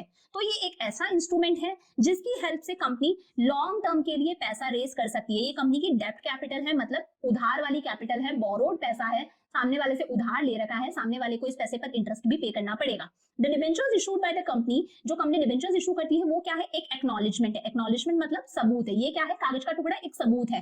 That the company has borrowed a certain amount of money, जिसमें लिखा हुआ होता है कि कंपनी ने एक सर्टेन अमाउंट ऑफ मनी पैसा बोरो कर रखा है, which it promised to repay at the future date, जो वो फ्यूचर की डेट पे रीपे करेगी, वापस देगी। और इन डिबेंचर्स पर एक फिक्स रेट ऑफ इंटरेस्ट भी बनता है जो कंपनी को कंपलसरीली पे करना होता है। डेफिनेशन क्या है, अ डॉक्यूमेंट और अ सर्टिफिकेट। एक डॉक्यूमेंट है, चाहे आप इसे सर्टिफिकेट कह दो, इशूड बाय द कंपनी, जो कंपनी इशू करती है, अंडर इट सील, इस पे कंपनी की सील चिपकी हुई होती है। सील लगाते हैं ना, इस तरह से मोहर लगाते हैं, वो लगी हुई होती है। ये एक्नॉलेजमेंट है, सबूत है कंपनी के डेट का। डेट मतलब क्या होता है, उधार, क्रेडिट, कंपनी के क्रेडिट, कंपनी के उधार का एक सबूत है। डिबेंचर होल्डर्स कंपनी के क्रेडिटर्स होते हैं, इन्हें इनका पैसा चुकाना भी होता है और इनको इनके पैसे पर इंटरेस्ट भी पे करना होता है। अगर हम फीचर्स की बात करें, बोरोड फंड से, बोरो करा हुआ पैसा है, कंपनी का खुद का पैसा नहीं है, ये बोरो करा हुआ पैसा है। और डिबेंचर होल्डर्स कंपनी के क्या होते हैं, क्रेडिटर्स होते हैं। डिबेंचर्स पर फिक्स रेट ऑफ इंटरेस्ट पे करना होता है, इनका इंटरेस्ट की रेट पहले से फिक्स होती है। इंटरेस्ट पे करना इनके लिए कंपलसरी है, टाइम टू टाइम रेगुलर इनको इंटरेस्ट पे करना जरूरी है। फिक्स रेट होता है इनका इंटरेस्ट का, ये एक लीगल ऑब्लिगेशन है, कानूनी ऑब्लिगेशन है, लीगल है, आपको इनको इंटरेस्ट पे करना ही पड़ेगा because they are creditors. Secured, generally जो डिबेंचर्स होते हैं वो सिक्योर्ड होते हैं। जब डिबेंचर्स इशू करे जाते हैं तब कंपनी अपना कोई ना कोई एसेट गिरवी रखवा देती है, अपनी बिल्डिंग, अपना लैंड, अपनी मशीनरी वगैरह गिरवी रखवा देती है कि इन केस अगर कंपनी पे ना कर पाए तो उन एसेट्स को बेच के लोगों को उनका पैसा मिल जाए। रिडीमेबल है, रिडीमेबल मतलब वापस करा जाएगा, इस पैसे को पे बैक करा जाएगा। जो भी एक्सपायरी है, जो भी टाइम पीरियड है, 10 साल, 15 साल, 20 साल, उसके बाद में इस पैसे को रीपे करना जरूरी है, पे बैक करना जरूरी है, रिडीमेबल है। Debenture holders equity share holders की तरह इनके पास में कोई वोटिंग राइट नहीं होता, इनके पास में कोई कंट्रोल नहीं है। हमारे इक्विटी शेयर होल्डर्स के पास में कंट्रोल होता है, वोटिंग राइट्स होते हैं, इनके पास में किसी तरह का कोई वोटिंग राइट नहीं है, कोई कंट्रोलिंग पावर नहीं है। लास्ट है अपॉइंटमेंट ऑफ ट्रस्टी। देखो अपॉइंटमेंट ऑफ ट्रस्टी का क्या मतलब है, when a large number of shares, अच्छा ये शेयर्स नहीं है, ये क्या है, डिबेंचर्स है। जब बहुत सारे डिबेंचर्स इशू करे जाते हैं जनरल पब्लिक को, तो एक ट्रस्टी को अपॉइंट करा जाता है। किसे अपॉइंट करा जाता है, एक ट्रस्टी को अपॉइंट करा जाता है। ये ट्रस्टी कोई बैंक भी हो सकता है, कोई कॉमर्शियल बैंक, ये ट्रस्टी कोई फाइनेंशियल इंस्टीट्यूशन भी हो सकता है। अब ये जो ट्रस्टी है, बैंक या फाइनेंशियल इंस्टीट्यूशन, ये आम जनता को एश्योरेंस देती है, एश्योरेंस मतलब आश्वासन देती है कि ये जो बोरोइंग कंपनी है ये अपनी कमिटमेंट को पूरा करेगी। हम ट्रस्टी का काम कर रहे हैं, हम आपको ये आश्वासन दे रहे हैं, हम गारंटी ले रहे हैं कि ये जो कंपनी है इसने जो बात बोली है कि आपका पैसा आपको रीपे करा जाएगा, आपको आपका इंटरेस्ट भी पे करा जाएगा, ये कंपनी अपनी कमिटमेंट्स पूरी करेगी। तो ज्यादा नंबर ऑफ डिबेंचर्स के लिए ट्रस्टीज को अपॉइंट करा जाता है, जो आश्वासन लेते हैं, गारंटी लेते हैं कि कंपनी अपनी कमिटमेंट को पूरा करेगी, टाइम पर आपको अपना पैसा रिफंड भी होगा और उस पर इंटरेस्ट भी मिलेगा। टाइप्स की बात करें, वो डिबेंचर्स जो सिक्योर्ड होते हैं, ऐसे डिबेंचर्स जो इशू करने के लिए कोई असेट गिरवी रखवाना पड़ता है, उन डिबेंचर्स को सिक्योर्ड डिबेंचर्स बोलते हैं। कोई असेट अगर मॉर्गेज रखवाना पड़ रहा है, गिरवी रखवाना पड़ रहा है, ऐसे डिबेंचर्स जिनके लिए कोई असेट मॉर्गेज नहीं करवाना पड़ता, which do not carry any charge on the assets, यानी कि असेट्स पर कोई चार्ज क्रिएट नहीं हो रहा है, असेट्स गिरवी नहीं है, इस तरह के डिबेंचर्स को बोलते हैं unsecured debentures. Registered and bearer, ये ध्यान से समझना। देखो, दो तरह के डिबेंचर्स होते हैं, एक होते हैं रजिस्टर्ड और एक होते हैं बियरर। रजिस्टर्ड डिबेंचर्स वो डिबेंचर्स होते हैं which are recorded in the debenture holders registered maintained by the company. Registered debentures वो डिबेंचर्स हैं जो कंपनी के डिबेंचर होल्डर्स रजिस्टर होता है, कंपनी का क्या होता है डिबेंचर होल्डर रजिस्टर, इनके अंदर इनका रिकॉर्ड होता है। अगर ये डिबेंचर्स ट्रांसफर करने हैं, मेरे पास में किसी कंपनी का डिबेंचर है, मुझे डिबेंचर किसी और को ट्रांसफर करना है, तो ये ऐसे ही ट्रांसफर नहीं होगा, ये कंपनी का एक इंस्ट्रूमेंट होता है। These are transferred only through an instrument of transfer. इसके लिए कंपनी की तरफ से इंस्ट्रूमेंट होता है जिसे बोला जाता है इंस्ट्रूमेंट ऑफ ट्रांसफर, इसी के थ्रू ट्रांसफर किए जाते हैं। जबकि एक होते हैं बियरर डिबेंचर्स, ये ऐसे ही ट्रांसफर कर दिए जाते हैं। मेरे पास में एक डिबेंचर है, मैंने किसी और को दे दिया, ट्रांसफर कर दिया, मैंने सामने वाले से पैसा ले लिया, उसको वो डिबेंचर दे दिया, अब वो बंदा कंपनी का डिबेंचर होल्डर बन गया, मैं नहीं हूं। ये वो डिबेंचर्स है। बियरर डिबेंचर्स वो होते हैं जो फ्रीली ट्रांसफर हो जाते हैं, मेरा है, मैंने किसी और को दे दिया, अब सामने वाला कंपनी का डिबेंचर होल्डर बन गया, इसके लिए कंपनी का कोई इन्वॉल्वमेंट नहीं होता, इंस्ट्रूमेंट ऑफ ट्रांसफर की जरूरत नहीं है। फिर थर्ड है कन्वर्टेबल एंड नॉन कन्वर्टेबल। ऐसे डिबेंचर्स जिनको कभी भी हम इक्विटी शेयर्स के अंदर कन्वर्ट करवा सकते हैं, प्रेफरेंस शेयर्स के अंदर भी आया था ये एक स्पेसिफाइड पीरियड ऑफ टाइम के बाद में, उन्हें बोलते हैं कन्वर्टेबल डिबेंचर्स। वही नॉन कन्वर्टेबल डिबेंचर्स वो डिबेंचर्स हैं जिन्हें इक्विटी शेयर्स में कन्वर्ट नहीं किया जा सकता। एक होते फर्स्ट और एक होते सेकंड डिबेंचर्स, वो डिबेंचर्स जिन्हें पहले पे किया जाएगा, those debentures which are repaid before the other debentures, जिन्हें दूसरे डिबेंचर्स से पहले पे कर दिया जाएगा, उनका अमाउंट रिफंड करा जाएगा, वो फर्स्ट डिबेंचर्स हैं। फर्स्ट डिबेंचर्स के बाद में बचे कुछ जो डिबेंचर्स होते हैं जिन्हें बाद में पे करा जाता है, उन्हें बोला जाता है सेकंड डिबेंचर्स, याद रहेगा। अब बात करते हैं एडवांटेजेस की, तो ऐसे इन्वेस्टर्स जिनको फिक्स्ड इनकम चाहिए, फिक्स्ड रिटर्न चाहिए, जो रिस्क लेने को तैयार नहीं है, उनके लिए बहुत अच्छा है। इन पर फिक्स्ड इंटरेस्ट मिल जाता है इन्वेस्टर्स को, यानी कि डिबेंचर होल्डर्स को। इनके पास में किसी भी तरह का कोई वोटिंग राइट नहीं होता, जैसा वोटिंग राइट हमारे इक्विटी शेयर होल्डर्स के पास में है। तो यहाँ पर कंपनी का जो कंट्रोल है वो डाइल्यूट नहीं होता, कंपनी का जो कंट्रोल है वो शेयर नहीं होता। कम कॉस्टली है क्योंकि यहाँ पर interest paid to debenture holders is tax deductible. ये कंपनी की अर्निंग्स है 100 रुपए, इस 100 में से पहले इंटरेस्ट माइनस करा जाएगा, इंटरेस्ट बनता है 20 रुपए, तो बचे हुए 80 पर ही टैक्स देना पड़ेगा, तो इसलिए ये कॉस्टली कम है। वहीं अगर मान लो कंपनी डिविडेंड अगर पे करती तो डिविडेंड को माइनस नहीं करा जाता, अगर कंपनी की अर्निंग 100 रुपए है तो 100 पर ही टैक्स देना पड़ेगा, 100 पर टैक्स देने के बाद में जो पैसा बचा है उसमें से डिविडेंड पे करा जाता है, तो ये कॉस्टली कम है क्योंकि पहले इंटरेस्ट को माइनस करा जाता है, बचे कुछ पैसे पर टैक्स देना पड़ता है, तो टैक्स की यहाँ पर बचत हो रही है। It is a good source of funds, funds का एक बहुत अच्छा सोर्स है। When companies earning are stable, जब कंपनी की अर्निंग स्टेबल है तो ये बहुत अच्छा तरीका है, आराम से पब्लिक से पैसा ले लो, उन्हें टाइम टू टाइम इंटरेस्ट पे करते रहो, उनका अमाउंट उन्हें रिफंड कर देना। तब अगर कंपनी की अर्निंग स्टेबल है तो इट इज गुड, अगर कंपनी की अर्निंग स्टेबल नहीं है तो इनके थ्रू पैसा नहीं रेज कर सकते आप, क्योंकि यहाँ पर आपको इंटरेस्ट पे करना ही पड़ेगा, लीगल ऑब्लिगेशन है। लिमिटेशंस की बात करें तो it puts a lot of burden on the company, company के ऊपर बहुत बर्डन क्रिएट हो जाता है क्योंकि यहाँ पर फिक्स इंटरेस्ट पे करना ही पड़ता है, even if the company is not earning enough profits. अगर कंपनी प्रॉफिट्स अर्न भी नहीं कर रही तो भी लीगल ऑब्लिगेशन है, कानूनी ऑब्लिगेशन है कि इनको पे करना ही पड़ेगा। रिस्की सोर्स है फंड्स का, when the earnings of the company are not stable, अगर कंपनी की अर्निंग स्टेबल नहीं है तो इनको पैसा कहां से देंगे रे बाबा, तो ये बहुत ही ज्यादा रिस्की है। Company has to compulsorily make payment of redeemable debentures, इनका जो रिडीमेबल डिबेंचर्स है जिन्हें पे करना ही है वापस, उन्हें कंपल्सरीली पे करना ही पड़ता है, चाहे कंपनी जो है वो फाइनेंशियल डिफिकल्टी ही क्यों ना फेस कर रही हो। जो रिडीमेबल डिबेंचर्स होते हैं जिन्हें पे करना कंपल्सरी होता है, वैसे तो सबको ही पे करना पड़ता है, तो अगर कंपनी फाइनेंशियल डिफिकल्टी फेस कर रही है, उसके पास में सफिशिएंट प्रॉफिट्स नहीं है, तो भी इन्हें तो पे करना पड़ेगा।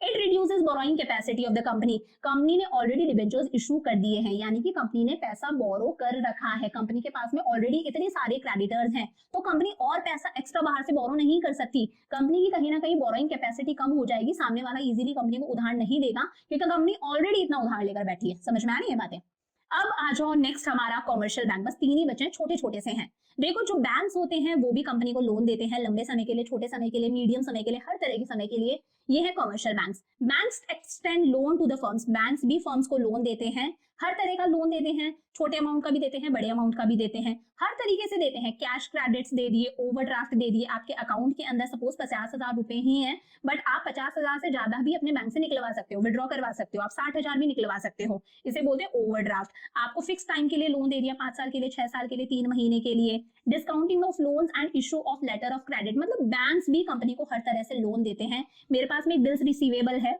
मतलब सामने वाले से मेरे पास में पैसा आना है 3 महीने बाद में, ठीक है।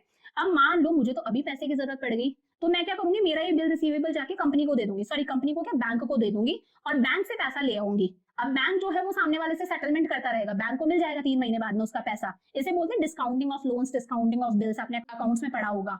तो कमर्शियल बैंक्स भी हमें लोन देते हैं, ये भी एक अच्छा सोर्स है पैसे का, बिजनेस फाइनेंस का। बैंक्स चार्ज इंटरेस्ट चार्ज करते हैं। हम लोग जो बैंक्स को उनका पैसा रिटर्न करते हैं वो इंस्टॉलमेंट्स में भी कर सकते हैं, टुकड़ों में भी कर सकते हैं, लमसम यानी इकट्ठा भी कर सकते हैं, एक साथ सारा पैसा चुका दिया। Firms have to provide some security, अगर हम बैंक से पैसा रेज कर रहे हैं, उधार ले रहे हैं, तो हमें कोई ना कोई हमारा असेट गिरवी रखवाना पड़ेगा, ऐसे ही बैंक्स लोन नहीं देते। फीचर्स की बात करें, commercial banks provide funds as and when required, जब भी हमें पैसे की जरूरत पड़ेगी हमें कमर्शियल बैंक्स इजीली पैसा प्रोवाइड कर देते हैं। These banks keep the information of borrower confidential, जो भी बोरोइंग फर्म है, कंपनी है, एंटरप्राइज है, उसकी इंफॉर्मेशन को ये कॉन्फिडेंशियल रखेंगे, यानी कि सीक्रेट रखेंगे, सीक्रेसी मेंटेन करेंगे। ऐसा नहीं है बोरोइंग कंपनी की इंफॉर्मेशन लीक हो गई। ज्यादा यहाँ पर फॉर्मेलिटीज नहीं होती, लिखने के लिए लिख रहे हैं, बाकी फॉर्मेलिटीज यहाँ पर भी बहुत होती हैं, जैसे प्रोस्पेक्टस इशू करने की जरूरत नहीं है, अंडरराइटर को कमीशन नहीं देना पड़ेगा, ब्रोकर को कमीशन नहीं देना पड़ेगा, इस तरह की फॉर्मेलिटीज नहीं है यहाँ पर। बहुत ही ज्यादा फ्लेक्सिबल सोर्स है, क्योंकि कभी भी हम ज्यादा अमाउंट भी ले सकते हैं लोन से और कभी भी हम कम अमाउंट भी लोन का ले सकते हैं, तो फ्लेक्सिबल है। Sometimes banks may put restriction and difficult terms and conditions. कई बार जो बैंक्स होते हैं वो बहुत ज्यादा restrictions लगा देते हैं।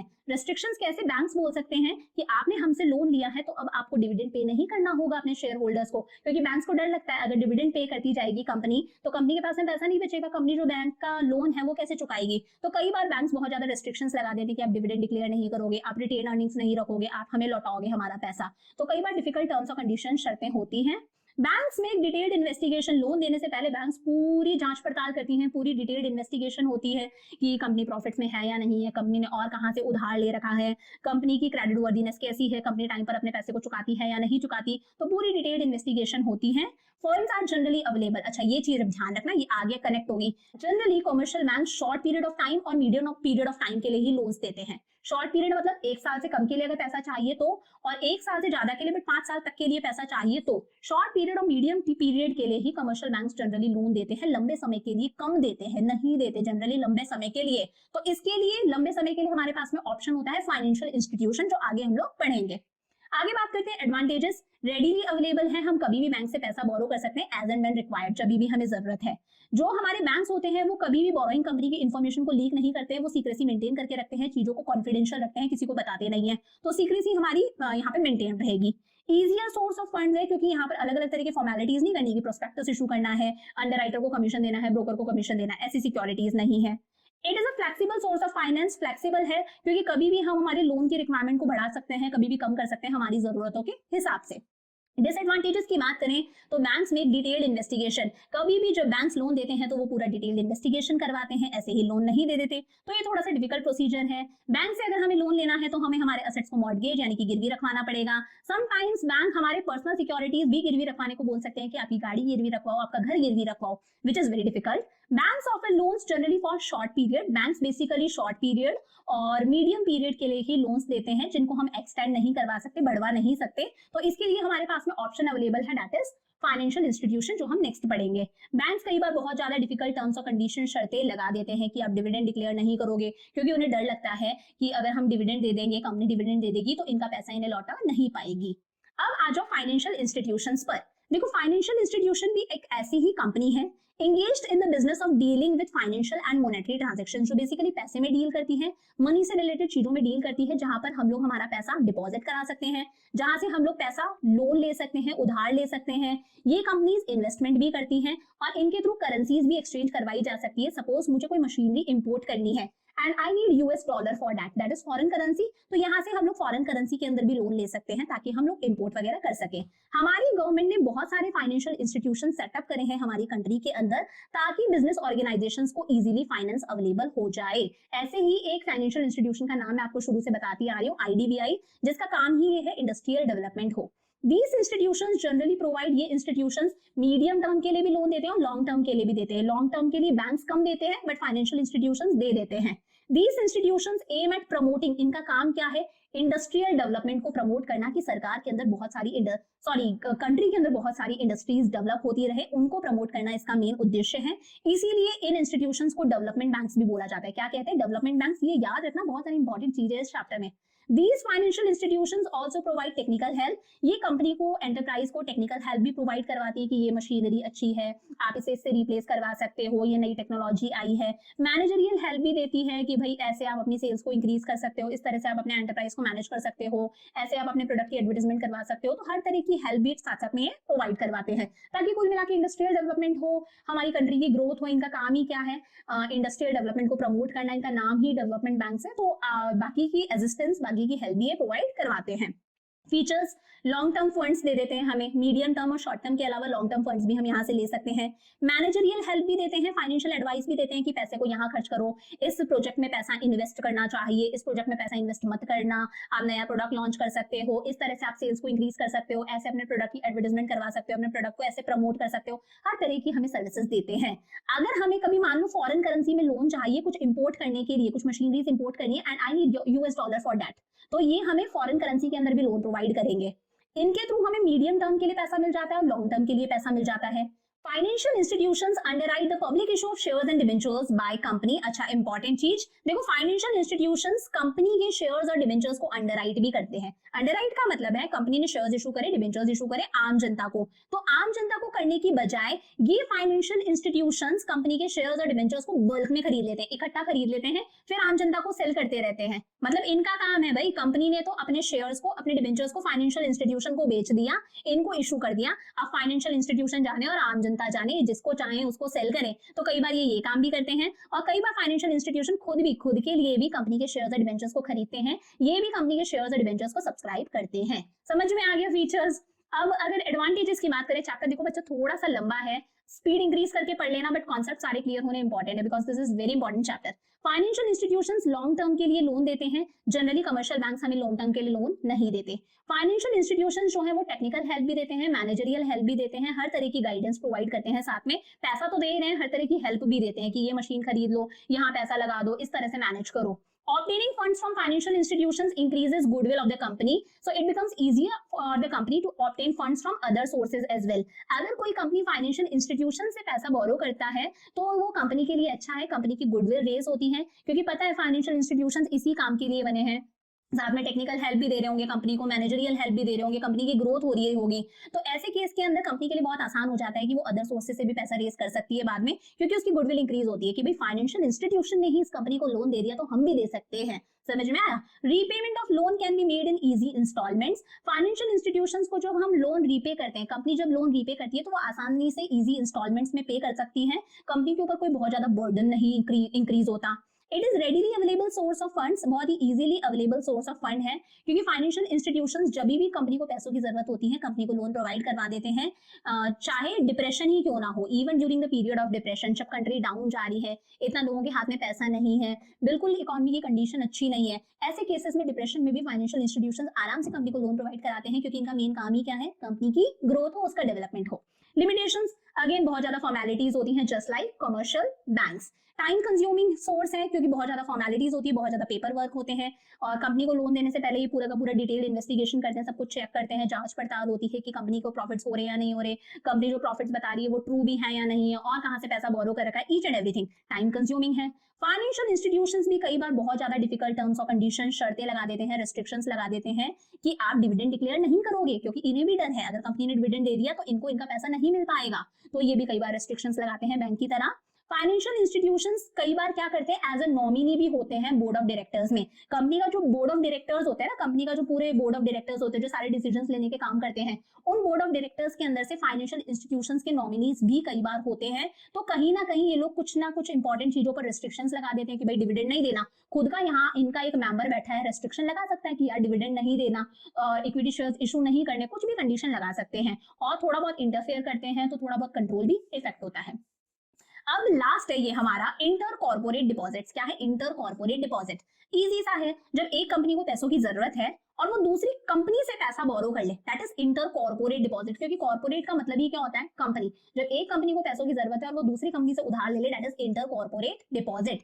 इंटर कॉर्पोरेट डिपॉजिट्स अनसिक्योर्ड होते हैं। अगर एक कंपनी दूसरी कंपनी से पैसा बोरो कर रही है तो कुछ गिरवी रखवाने की जरूरत नहीं है। ये उनकी आपसी अंडरस्टैंडिंग है, आपसी तालमेल है, आपस में अच्छी मतलब बनती है, तो एक कंपनी दूसरी कंपनी को उधार दे देगी।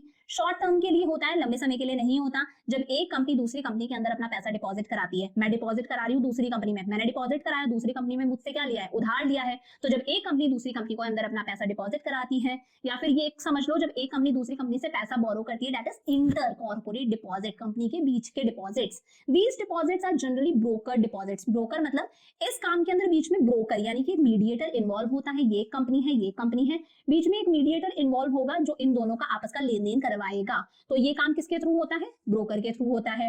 Rate of interest on these deposits is higher than that of banks and other market. अगर आप बैंक से पैसा बोरो कर रहे हो, कोई कंपनी बैंक से पैसा बोरो कर रही है, सपोज 10% इंटरेस्ट दे रही है, तो अगर वो दूसरी कंपनी से पैसा बोरो करेगी तो उसे ज्यादा इंटरेस्ट देना पड़ेगा, सपोज 15%। तो रेट ऑफ इंटरेस्ट ज्यादा होता है, बट फिर भी कंपनीज ऐसा करती हैं। क्यों?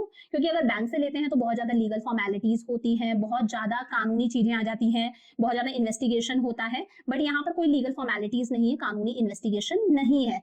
इसका सबसे बड़ा एडवांटेज याद रखना कि यहाँ पर जो ट्रांजेक्शन है, ये जो लेन देन है, यहाँ पर किसी प्रकार के लीगल हैजल्स नहीं है, बहुत ज्यादा लीगल फॉर्मेलिटीज यहाँ पर नहीं है। When companies arrange funds from another company, इसी को बोला जाता है इंटर कॉर्पोरेट डिपॉजिट। ये एक छोटी सी डेफिनेशन थी।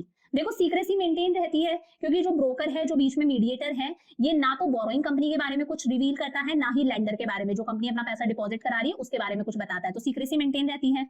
ये ट्रांजेक्शंस किसके बीच में होते हैं, दो कंपनीज के बीच में। अनसिक्योर्ड है, कोई एसेट गिरवी रखवाने की जरूरत नहीं है। शॉर्ट टर्म के लिए होता है, एक साल से कम के लिए, एक साल से ज्यादा के लिए नहीं होता। यहाँ पर किसी तरह की ज्यादा लीगल फॉर्मेलिटीज नहीं है, इसका सबसे बड़ा एडवांटेज है। These are risky from lenders point of view. जो पैसा दे रहा है उसके लिए रिस्की है, क्योंकि अनसिक्योर्ड है, कुछ गिरवी नहीं रखवाया, सामने वाली कंपनी डूब गई, उसने पैसा नहीं चुकाया, तो कोई कुछ नहीं कर सकता, क्योंकि अनसिक्योर्ड था, कुछ एसेट गिरवी नहीं था कि उस एसेट को बेच के अपना पैसा वापस ले लिया। तो लैंडर के पॉइंट ऑफ व्यू से it risky. Generally done through broker. Basically ये काम किसके थ्रू होता है, एक मीडिएटर के थ्रू होता है, जिसे बोला जाता है broker. Types of inter corporate deposits, types होते हैं इसके। अगर 3 महीने के लिए एक कंपनी ने दूसरी कंपनी को उधार दिया है, उसके अंदर पैसा अपना जमा कराया है, इसे बोला जाता है 3 मंथ डिपॉजिट्स। क्या कहते हैं, 3 मंथ डिपॉजिट्स। 3 मंथ डिपॉजिट्स के अंदर 3 महीने के लिए एक कंपनी दूसरी कंपनी को पैसा देती है, ताकि सामने वाली जो कंपनी है वो शॉर्ट पीरियड ऑफ टाइम के लिए उसके पास में जो पैसे की कमी है, लिक्विडिटी शॉर्टेज मतलब हाथ के अंदर पैसे की कमी है, जेब के अंदर पैसे की कमी है, कैश की जो शॉर्टेज है, उस शॉर्टेज को दूर कर सके, उसे पूरा कर सके। The annual rate of interest, इस पे जो इंटरेस्ट की रेट पे की जाती है वो बेसिकली कितनी है, 12% है। पूरी साल में 12% इंटरेस्ट लगता है। 6 मंथ्स के लिए है, तो यहाँ पर एक कंपनी दूसरी कंपनी के अंदर अपना पैसा जमा करा रही है 6 महीने के लिए। इसकी इंटरेस्ट रेट कितनी है, 12%। इंटरेस्ट रेट कितनी है, 12% है।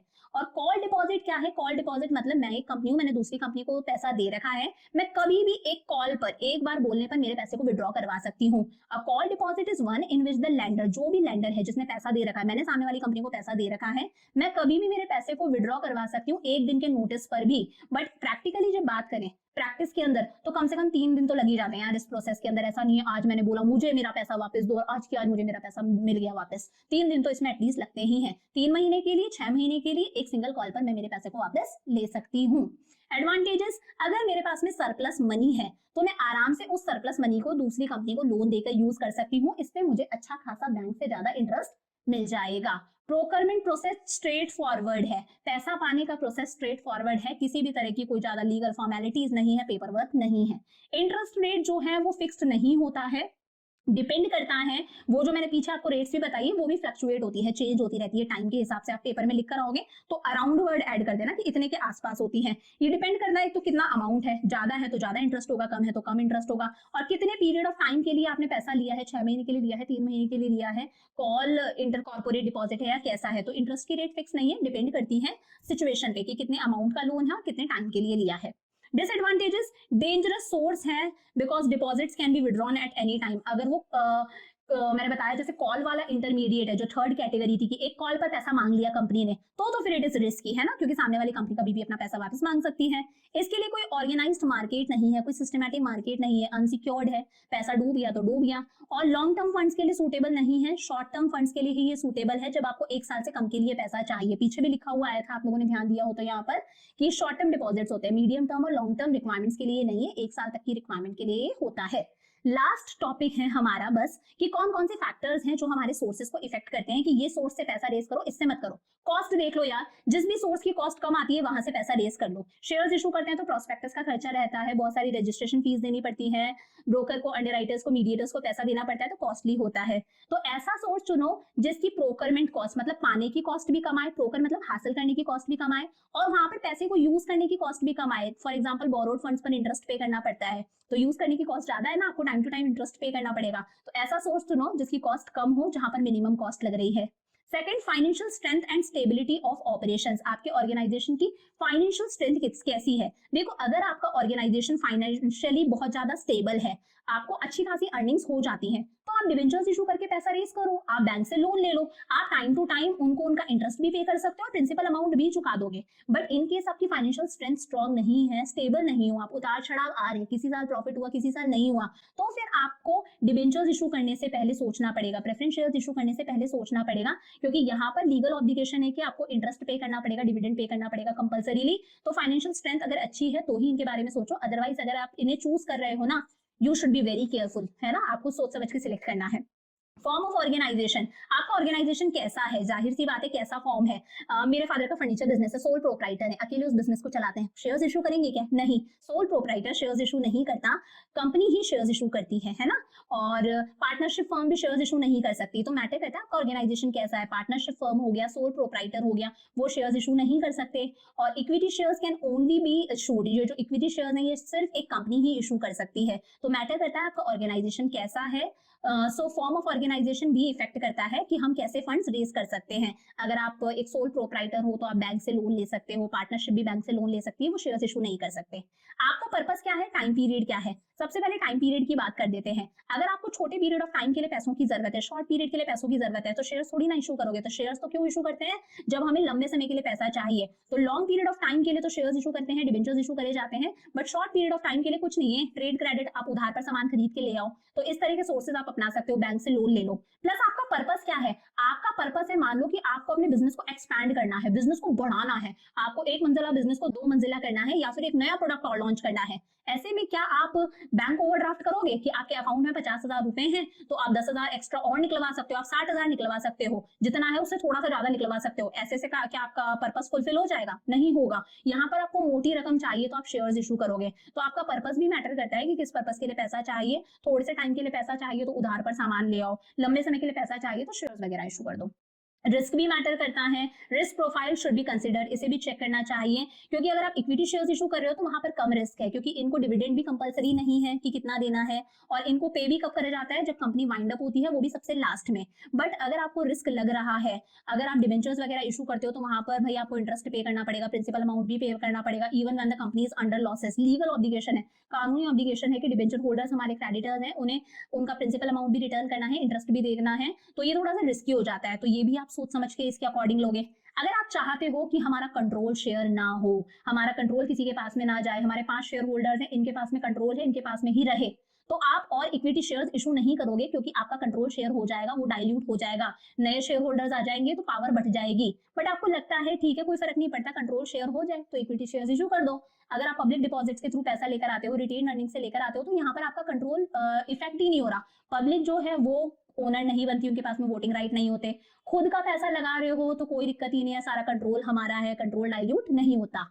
Effect on credit worthiness, issue of debentures, अगर आप डिबेंचर्स इशू करके पैसा रेज करते हो, मतलब डिबेंचर होल्डर्स आपके क्रेडिटर्स हैं, तो हो सकता है आपके जो एग्जिस्टिंग क्रेडिटर्स हैं वो अनसिक्योर हो जाए, उन्हें डर लगने लग जाए, क्योंकि यार कंपनी ने और डिबेंचर्स से पैसा उधार ले लिया। ये लोग तो यही सोचेंगे कंपनी ने और उधार ले लिया, हमारा पैसा कैसे चुकाएगी कंपनी जो डिबेंचर्स से उधार ले रखा है, डिबेंचर होल्डर्स को भी तो चुकाना है। तो हो सकता है ये लोग आगे से आपको फ्यूचर में क्रेडिट ना दें, ये चीज आपके लिए नेगेटिव हो जाए, तो आपकी क्रेडिट वर्दीनेस भी आप चेक करोगे।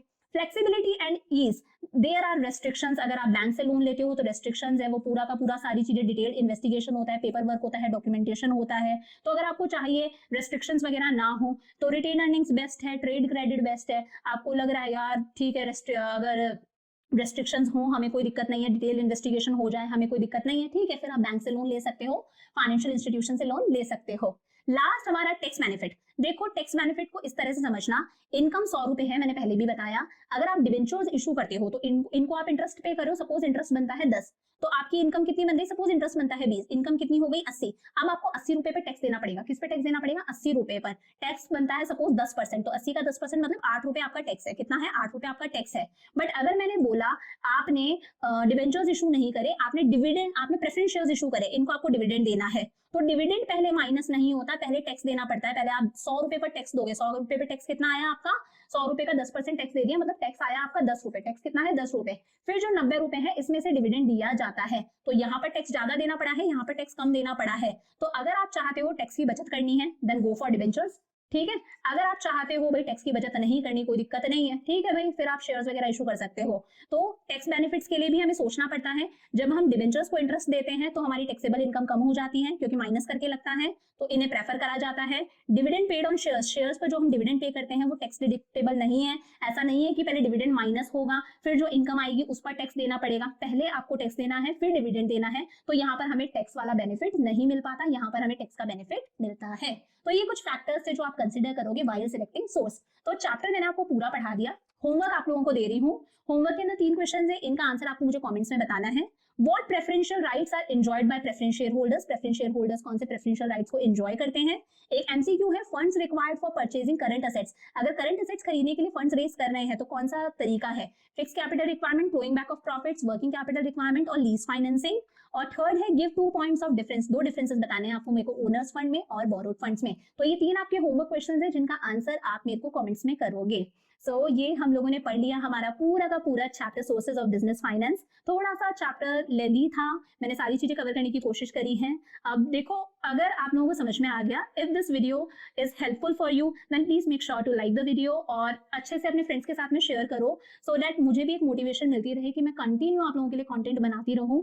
क्योंकि ऐसा कंटेंट बनाने में आप लोगों को पता है बहुत एफर्ट लगता है। इतनी सारी स्लाइड्स, ये आई गेस 50-60 स्लाइड्स थी, तो it takes a lot of time and a lot of effort. So please make sure to like the video and share these videos as much as you can. मिलते हैं next class के अंदर। Bye for now.